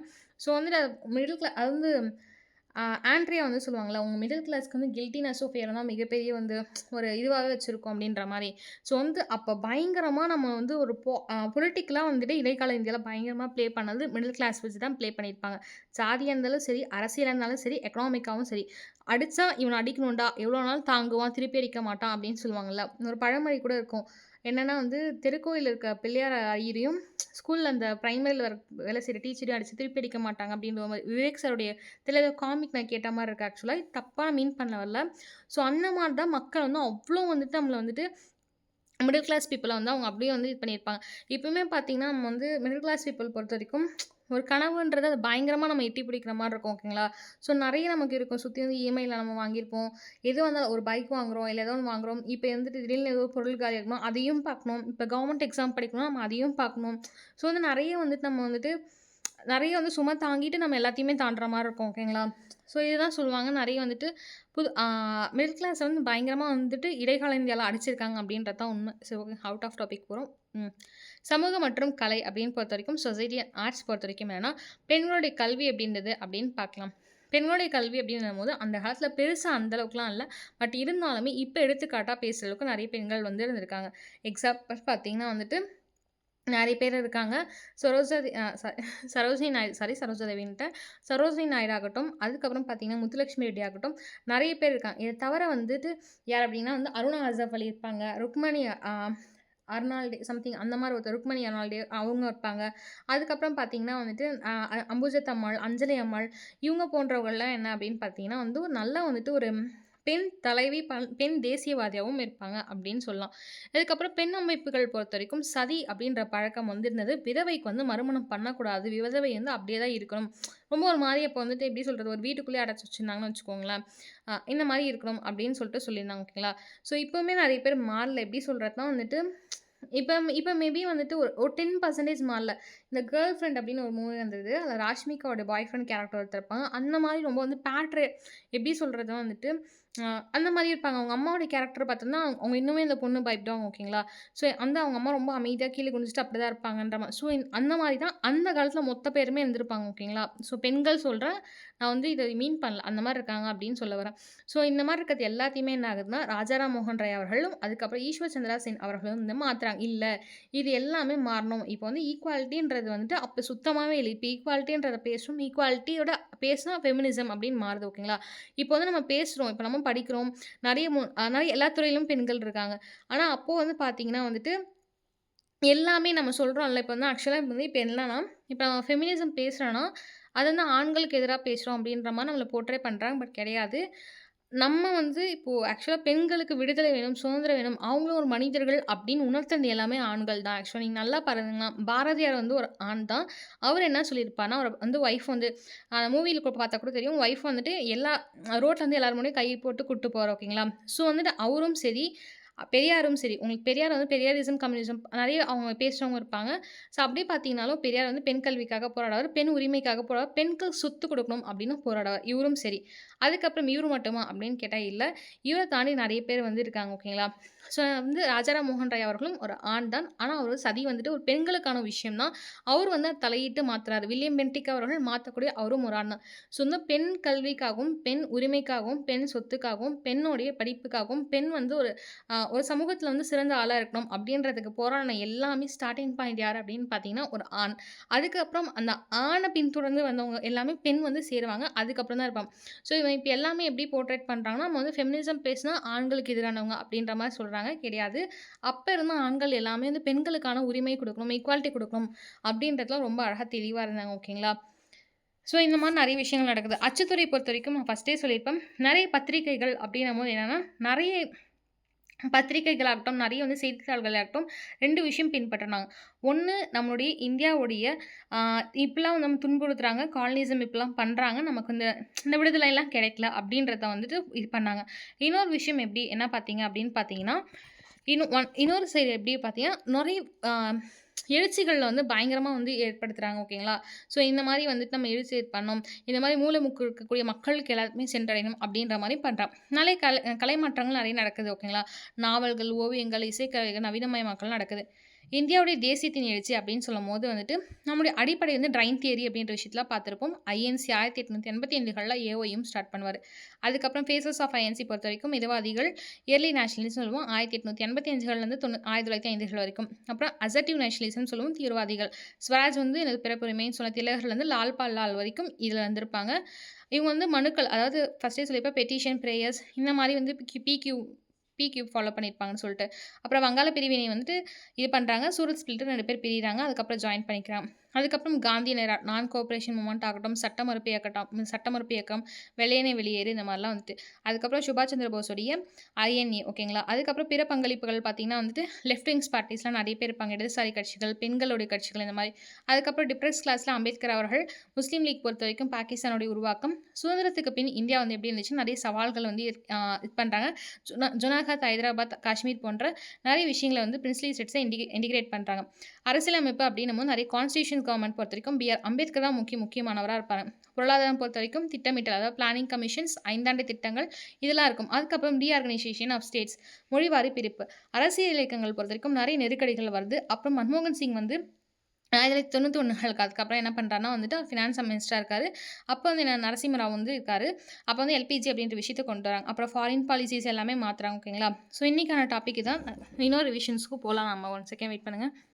ஓகே ஆஸ்பிரண்ட்ஸ் இப்போ கண்டினியூ பண்ணலாம். இப்போ வந்து நான் உங்களுக்கு வந்து ஜஸ்ட் வந்துட்டு உங்களுக்கு இப்போ தான் இது அப்படியே ஆட் பண்ண வேர்ட் ஃபைல்ல இது வந்துட்டு காலேஜ் டிஆர்பி பேட்ச் ஸ்டூடெண்ட்க்கு சென்ட் பண்ணுறதுக்கு இது ஜஸ்ட் ஒன்ஸ் வந்து ரிவிஷனாக பார்த்துக்கோங்க. பிரிட்டிஷ் ஆட்சிக்கு முன் இந்திய சமூக அமைப்பு அதை பற்றி பார்க்கலாம். ஜாதி பாயிண்ட்டாகவே வாசிச்சுட்டு வந்துடுறேன். ஜாதி அடிப்படையிலான அடுக்கமைப்பு. பிராமண ஆதிக்கம் அதிகமாக இருந்தது. தாழ்த்தப்பட்டோர்கள் சமூக ஒதுக்கல் இதான் வந்து அமைப்பு. பெண்களுடைய நிலை எப்படின்னா கல்வி அவங்களுக்கு மறுக்கப்பட்டுச்சு. குழந்தை திருமணம், சதி, விதவை மறுமணம் தடை செய்யப்பட்டிருந்தது. பொருளாதாரம் அப்படின்னு பார்த்தீங்கன்னா கிராமம் வந்து மையமான பொருளாதாரமாக இருந்துச்சு ஓகேங்களா? ஸோ கைத்தொழில் ஆதிக்கம் அதிகமாக இருந்தது கிராமங்களில். கிராஃப்ட் அப்படின்றது ஓகேங்களா? ஸோ சிந்தனை நிலை 4வது பாயிண்ட்டு. மத சடங்குகள் அதிகமாக இருந்தது. மூட நம்பிக்கையிலும் அதிகமாக இருந்தது. அறிவியல் சிந்தனை இல்லாமல் இருந்தாங்க ஓகேங்களா? ஸோ இப்போ இருக்க மாதிரி சயின்ஸ் ஃபிக்ஷன் மூவிஸ்லாம் அப்போ இல்லை. வெறும் பழைசு நீங்கள் பார்த்தீங்கன்னா பயங்கரமாக வந்து எப்படி இருக்குன்னா வந்துட்டு ஒரு மூட நம்பிக்கையில் நம்பி தான் கதையை மூவ் ஆகுற மாதிரி இருக்கும் ஓகேங்களா? சினிமா நீங்கள் பார்த்தீங்கன்னாவே ஓகேங்களா? ஸோ மத சடங்குகள், மூட நம்பிக்கைகள், அறிவியலுடைய சிந்தனை இல்லாமல் இருக்காங்க ஓகேங்களா? அப்போது இது வந்து ட்ரெடிஷ்னலாகவே இருந்துச்சு ஓகேங்களா? இதான் வந்து சமூகம், இதான் வந்து ட்ரெடிஷ்னல் எங்களுக்கு அப்படின்றத அவங்க வந்து இருந்தாங்க அப்படின்னு சொல்கிறாங்க. ஸோ இது வந்து ஸ்ட்ரைட்டாக இருக்கும், கொஞ்சம் அட்ஜஸ்ட் பண்ணிக்கோங்க. பிரிட்டிஷ் ஆட்சி மற்றும் சமூக மாற்றத்தின் அடித்தளம். மேற்கத்திய கல்வி அப்படின்னு சொல்லலாம். உங்களுக்கு ஃபஸ்ட்டே நான் சொன்ன மாதிரி மெக்கலே ஆகட்டும், எக்ஸூட்ஸ் பேட்ச் அறிக்கை ஆகட்டும் ஓகேங்களா? 54களில் வந்ததாகவும் 33களில் வந்ததாகட்டும் இதெல்லாம் ரொம்ப முக்கியமான அறிக்கைகளாகவும் கல்விகளாகவும் இருந்தது. ஆங்கில கல்வியிலும் வெஸ்டர்னைஸாகவும் பண்ண ஆரம்பித்தாங்க. அது மட்டும் இல்லாமல் அறிவியல் மனிதநேய சிந்தனைகளும் அதிகமாக பரவ ஆரம்பிக்குது. புதிய நடுத்தர வர்க்கம் மிடில் கிளாஸஸும் நிறைய உருவாகுறாங்க. சட்ட மாற்றங்கள் அப்படின்னும் போது சதி ஒழிப்பு 1829கள் நடக்குது. விதவை மறுமண சட்டம் 1856களில். குழந்தை திருமணம் தடுப்பு நடக்குது. தொடர்பு வசதிகள் அப்படின்னும் போது அச்சகம் ஓகேங்களா? செய்தித்தாள்கள், ரயில் மற்றும் தபால் ஓகேங்களா? இப்போ யாராவது தொடர்புனா ஒன்றும் தபால் ஓகேங்களா? ஸோ எமர்ஜென்சினா வரக்கூட முடியாது. ஒரு தபால் போடுறாங்க. அந்த தபால் ரீச் ஆகிறதுக்கு 10 நாள் ஆகலாம். இல்ல 5 நாள் ஆகலாம். ஓகேங்களா. இல்ல அச்சகம் பண்ணலாம். இல்ல நியூஸ் பேப்பர்ஸ் ஓகேங்களா. இல்ல ரயில் மூலியமா. இதுவே வந்துட்டு தேசிய விழிப்புணர்வை உருவாக்குறதுக்கான ஒரு விஷயமா இருந்ததுன்னு சொல்றாங்க. அதுக்கப்புறம் 3வது டாபிக் என்ன அப்படின்னு பார்த்தீங்கன்னா, ஐஎன்சி ஓகேவா. ஸோ ஐஎன்சி பொறுத்த வரைக்கும் இருங்க. ஓகே இப்படி காமிச்சா உங்களுக்கு சின்னதாக இருக்கும். அதனால தான். ஸோ இந்தியன் நேஷனல் காங்கிரஸ் பொறுத்த வரைக்கும் என்ன சமூக மாற்றம் அப்படின்னு பார்த்தீங்கன்னா வந்துட்டு 1885களில் தொடங்க ஏஓஎம் அவர்கள் தான் இது ஃபுல்லாகவே படிக்கணும். அரசியல் விழிப்புணர்வு அப்படின்னு பார்க்கும்போது இந்தியர்களுக்கு அரசியல் உரிமைகள் பற்றி புரிய வைக்கிறாங்க ஓகேங்களா. இதுதான் வந்துட்டு அரசியல், இதான் வந்து உரிமைகள், இதெல்லாம் நம்ம கேட்கணும். அது வந்துட்டு இப்போ எல்லா உரிமைகளிலும் சில உரிமைகள் முக்கியமாக இருக்கிறதுனால நீங்கள் கேட்கணும் அப்படின்னு புரிய வைக்கிறாங்க. நிறைய ஜனநாயக சிந்தனைகள் வந்து வளர்ச்சிகள் ஆரம்பிக்குது அந்த காலத்தில் மிடில் டிரான்சிஷன்ஸில். கல்வி பெற்ற நடுத்தர வர்க்கம் அப்படின்னு பார்க்கும்போது சமூக மாற்றத்தோடைய முன்னோடிகளாகவும் நிறைய பேர் இருக்காங்க. சமூகத்துடைய நிறைய மாற்றங்கள் வருது. அதோட முன்னோடிகள் ராஜாராம் மோகன் ராய் ஆகட்டும், நிறைய பேர் இது மாதிரி முன்னோடியாக இருக்காங்க. சீர்திருத்த கருத்துக்கள் அப்படின்னு பார்க்கும்போது நிறைய ரெஃபர்மேஷன்ஸ் கருத்துக்களும் பரவ ஆரம்பிக்குது ஓகேங்களா. ஸோ 3வது டாபிக் பாருங்கள், சமூக சீர்திருத்த ஆதரவு. இந்த சமூக சீர்திருத்த ஆதரவுனா ஜாதி வேறுபாடை எதிர்ப்பு ஓகேங்களா. ஜாதி அப்படின்ற விஷயத்தை வேறுபாட்டை எதிர்க்கிறாங்க. பெண்கள் கல்விக்காக போராடுறாங்க. மத ஒற்றுமைக்காகவும் போராடுறாங்க. அதுக்கப்புறம் பார்த்தீங்கன்னா ஐஎன்சி மற்றும் பெண்கள். ஏன் நம்ம எல்லாத்துலேயுமே விமன் எம்பவர்மெண்ட்னு ஒரு டாபிக் படிப்போம். பிஜிடிஆர்பி யூஜிடிஆர்பி என்ன படித்தாலும் விமன் பற்றி, விமன் ஃப்ரீடம் பற்றி, இல்லை விமன் எம்பவர்மெண்ட் பற்றி படிப்போம் ஓகேங்களா. ஃப்ரீடமில் பெண்கள் காங்கிரஸின் உறுப்பினர்கள், நிறைய பேர் பெண்கள் காங்கிரஸில் உறுப்பினர்களாகவும் இருக்காங்க. அரசியலில் நிறைய பேர் போராடவும் செய்கிறாங்க. நிறைய பேர் சிறைக்கும் சென்றிருக்காங்க. நிறைய வீரமான பெண்களும் இருந்திருக்காங்க. ராணி மங்கள்மாள் மாதிரியும் இல்லை லக்ஷ்மிபாய் மாதிரியும் ஓகேங்களா. சமூக நிலையும் வந்து உயர்வு அதிகமாக இருந்தது. தேசிய ஒற்றுமை அப்படின்னு சொல்லும்போது மொழி, மத, ஜாதி வேறுபாடுகள் வந்துட்டு கடந்து ஒற்றுமையாக இருந்திருக்காங்க. ஒரே தேசியம் அப்படின்றது தான் அடையாளமாக இருந்திருக்கு ஓகேங்களா. இப்போ எப்படி வந்து நாடு முழுக்க ஒரு ஆதார் கார்டு, அதுதான் இந்தியன் அப்படின்னமா ஒரே தேசிய அடையாளம் அப்படின்னு சொல்கிறாங்க. அது மட்டும் இல்லாமல் ஐஎன்சி பொறுத்த வரைக்கும் ஒரு அரசியல் இயக்கம் மட்டும் இல்லாமல் சமூக மாற்ற இயக்கமாகவும் செயல்பட்டது ஓகேங்களா. நெக்ஸ்ட் பாருங்கள், இந்தியன் நேஷனல் மூவ்மெண்ட் ஐஎன்எம் சமூக மாற்றத்தின் உச்சம் அப்படின்னு சொல்லலாம் ஓகேங்களா. ஐஎன்எம் அப்படின்றது வந்து ஆங்கில ஆட்சிக்கு எதிரான ஒரு அரசியல் போராட்டம் மட்டும் இல்லாமல் சமூக சீர்திருத்தங்களுக்கும் ஒரு புரட்சியாகவும் இருந்தது அப்படின்னு சொல்கிறாங்க. இதை தவிர்த்து ஐஎன்எம் வந்து சமூக மாற்றத்தின் முக்கிய அம்சங்கள் அப்படின்னு சொல்கிறாங்க. ஜாதி அமைப்புக்கு எதிரான போராட்டங்கள் நிறைய நடக்குது. அதுக்கப்புறம் சமத்துவம் வலியுறுத்துறாங்க. சமத்துவம் வந்து ரொம்ப முக்கியமான விஷயம். சமத்துவத்தை வலியுறுத்துறாங்க. அம்பேத்கர் வந்து சமூக நீதி கொள்கை அப்படின்ற கொள்கையில் ரொம்ப வந்து தீவிரமாக இருக்கார். தாழ்த்தப்பட்டோருக்கான உரிமை குரலாகவும் அம்பேத்கர் அவர்கள் தான் இருக்கார் ஓகேங்களா. ஸோ வந்து பெண்கள் விடுதலை அப்படின்னு பார்க்கும்போது பெண்கள் வந்துட்டு அவங்களுடைய பெண்கள் விடுதலைக்காகவும் நாட்டுடைய விடுதலைக்காகவும் என்னென்னா அரசியலில் பங்கேற்கிறாங்க. கல்விகள் கிடைக்க ஆரம்பிக்குது. சமூக கட்டுப்பாடுகளுக்கு நிறைய வந்து எதிர்ப்புகள் வந்து ஆரம்பிக்கிறாங்க. முக்கிய பெண் தலைவர்கள் அப்படின்னும் போது கஸ்தூரிபாய் காந்தி அவர்கள், சரோஜினி நாயுடு அவர்கள், விஜயலட்சுமி பண்டிட் அவர்கள் ஓகேங்களா. இது வந்து நம்ம ஏன் தமிழ்நாட்டில் சொல்ல அப்படின்னா, நம்ம வந்து இடைக்கால இந்தியாவை பற்றி படிக்கிறோம். ஓவராலாக இந்தியாவும் தமிழகத்தை சேர்ந்த ஒரு பகுதியை குறிப்பிட்டு தான் இந்தியாவும் இருக்குது. மொத்தமாகவே பார்த்தோம்னா நம்மளும் ஒன் ஆஃப் த ஸ்டேட் தான். பட் இருப்பினுமே இந்தியா அப்படின்னும் போது அங்கே நம்ம விஷயம் நடந்தது மட்டும் தான் படிக்கிறோம். கிராம மக்கள் எழுச்சி அப்படின்னு சொல்லும் போது நிறைய விவசாயிகள் இயக்கங்கள் ஓகேங்களா. ஸோ உங்களுக்கே தெரிஞ்சிருக்கும், நிறைய விவசாயிகள் இயக்கங்கள், சாந்தல் கிழகமாகட்டும், பழங்குடிகளோட கிழகமாகட்டும், மாப்பிளா கிழகமாகட்டும், இந்த மாதிரி நிறைய இயக்கங்கள் கிளர்ச்சிகளும் நடக்க ஆரம்பிக்குது. தொழிலாளர்களுக்கான சங்கங்கள் உருவாக ஆரம்பிக்குது. பொருளாதார விழிப்புணர்வு வந்து நிறைய ஆரம்பிக்குது ஓகேங்களா. காந்திய சமூகம் சிந்தனை அப்படின்றத அவர் வந்து அகிம்சை, சத்தியம், சர்வோதயம் அப்படின்ற விஷயத்த வந்து பயங்கரமாக ஃபாலோ பண்ணார். இதை தவிர்த்து கிராம சுயேட்சி அப்படின்ற விஷயத்தையும் ஃபாலோ பண்ணுறார் ஓகேங்களா. அதுக்கப்புறம் பார்த்தீங்கன்னா ஐஎன்எம்மோட கட்டங்கள் மற்றும் சமூக தாக்கத்தை பற்றி பார்க்கலாம். ஃபஸ்ட்டே சொல்லியிருப்பேன், மிதவாத காலம் அப்படின்றது 1885லேருந்து 1905 வரைக்கும் மிதவாதி காலம். அதுக்கப்புறம் வங்காள பிரிவினைக்கு அப்புறம் வந்துட்டு தீவிரவாதிகளுடைய காலம் வரும் ஓகேங்களா. ஸோ இங்கே பார்த்தீங்கன்னா பி-கியூப் அப்படின்னு சொல்லுவோம் ஓகேங்களா. என்ன அப்படின்னா வந்து பெட்டிஷன் மனு போடுறது, ப்ரேயர் பண்ணுறது, வேண்டுகோள் எடுத்து, இந்த மாதிரி பி-கியூப் அப்படின்ற 3 விஷயத்தை தான் ஃபாலோ பண்ணாங்க ஓகேங்களா. ஸோ ஆனால் தீவிரவாதிகளை பொறுத்த வரைக்கும் மக்களாக வந்து மொத்தமாக சேர்ந்து நம்ம வந்துட்டு நம்ம எதிர்த்து போராடினா மக்கள் வந்து போராட்டங்கள் ஈடுபட்டால் நமக்கு வந்து சுதந்திரம் கிடைக்கும் அப்படின்னு நம்புறவங்க தீவிரவாதிகள். ஸோ கல்வி, அரசியல் விழிப்புணர்வு முக்கியமான விஷயமா இருந்தது. தீவிரவாதிகள் பொறுத்த வரைக்கும் 1905லேருந்து 1917 மேலே 1920 கொடுத்துருப்பேன். ஏன்னா நான் கோஆப்ரேஷனுக்கு அப்புறம் காந்திய காலகட்டம் வந்துடும். ஏன் இங்கே 17 கொடுத்துருக்குன்னா, இவர் வந்து அந்த கேதார் சத்தியாகிரகம் அந்த டைமிங்கில் வந்து 1915களில் சவுத் ஆஃப்ரிக்காலேருந்து வருவார். ஆனால் அந்த டைமிங்லேயே அவர் வந்து போராட்டம் ஆரம்பிச்சிடும் ஓகேங்களா. அந்த இது ஆகட்டும் அலகாபாத் மில் ஆகட்டும், அது எல்லாமே வந்துட்டு இதுவாகும் ஓகேங்களா. ஸோ தியாகம், தேசிய உணர்வு வந்து இது காந்திய காலம் பொறுத்த வரைக்கும் அதான் 30 வருஷம், 17லேருந்து 47 வரைக்கும். நெக்ஸ்ட்டு பார்த்தீங்கன்னா, மக்கள் இயக்கம், பெண்கள், விவசாயிகள், தொழிலாளர்கள் பங்கேற்பு இது எல்லாமே காந்தி இயக்கம்ல இருந்தது. இந்திய சமூக மாற்றத்தின் விளைவுகள் அப்படின்னு பார்த்தீங்கன்னா, நெறைய பாரம்பரிய சமூக அமைப்பு வந்து வீழ்ச்சிகள் நெறைய நடக்குது. சமத்துவ சிந்தனை அதிகமாகுது. பெண்கள் வந்து முன்னேற்றம் அடைகிறார்கள். ஜனநாயகம் அடிப்படையா கொண்டு ஆரம்பிக்கிறாங்க எல்லாமே. மனித உரிமைகளுக்காக போராடுறாங்க. முடிவுரை அப்படின்னு பார்த்தீங்கன்னா, இந்தியன் நேஷனல் காங்கிரஸும் சரி, இந்தியன் நேஷனல் மூவ்மெண்ட்டும் சரி, இந்திய சமூகத்த பத்தி வந்து பயங்கரமா வந்து பேச ஆரம்பிக்கிறாங்க. இந்திய சமூகத்த உயர்த்தவும் செய்றாங்க. நெறைய மூட நம்பிக்கையிலேருந்து விடுவிக்கவும் செய்றாங்க. நவீன சமத்துவத்த மற்றும் ஜனநாயக சமூகமா மாத்தவும் செய்றாங்க. ஓகேங்களா? ஸோ, இதனால வந்துட்டு இந்தியா ஒரு முக்கியமான சக்திகளாக மாறுது. ஓகேங்களா? ஸோ, இங்க பார்த்தீங்கன்னா, நமக்கு வந்து மிக அதிகமா வந்துட்டு என்ன ஆகும் அப்படின்னு பார்த்தீங்கன்னா, 1 செகண்ட். ஓகே. நாளைக்கு நம்ம என்ன பார்க்க போறோம்னா, உங்களுக்கு பேலன்ஸ் இருக்கிறது ஒரே யூனிட் தான் 6ஆம் யூனிட். அது என்ன அப்படின்னு பார்த்தீங்கன்னா, வரலாற்று அடிப்படை மற்றும் ஆய்வு முறைகள் fundamentals of history and research method தான். அதாவது 6ஆம் வகுப்புல ஃபர்ஸ்ட்டு படிச்ச டாபிக் தான் வாட் இஸ் ஹிஸ்ட்ரி அப்படின்னு படிச்சிருப்போம். அதுக்கப்புறம் குறிக்கோள் மற்றும் சார்பு objectives and bias in history பத்தி பார்க்க போறோம். ஓகேங்களா? வரலாற்றில வந்து என்னென்ன விமர்சனங்கள்லாம் இருந்தது? Criticism in history. உட்புற விமர்சனம் இன்டர்னல் கிரிட்டிசிசம் என்ன இருந்தது? வரலாற்றுடைய காரணத்தன்மை என்ன? Causations of history. நெக்ஸ்ட் வந்து ஆக்ஸிலரி சயின்சஸ் பற்றி பார்ப்போம்.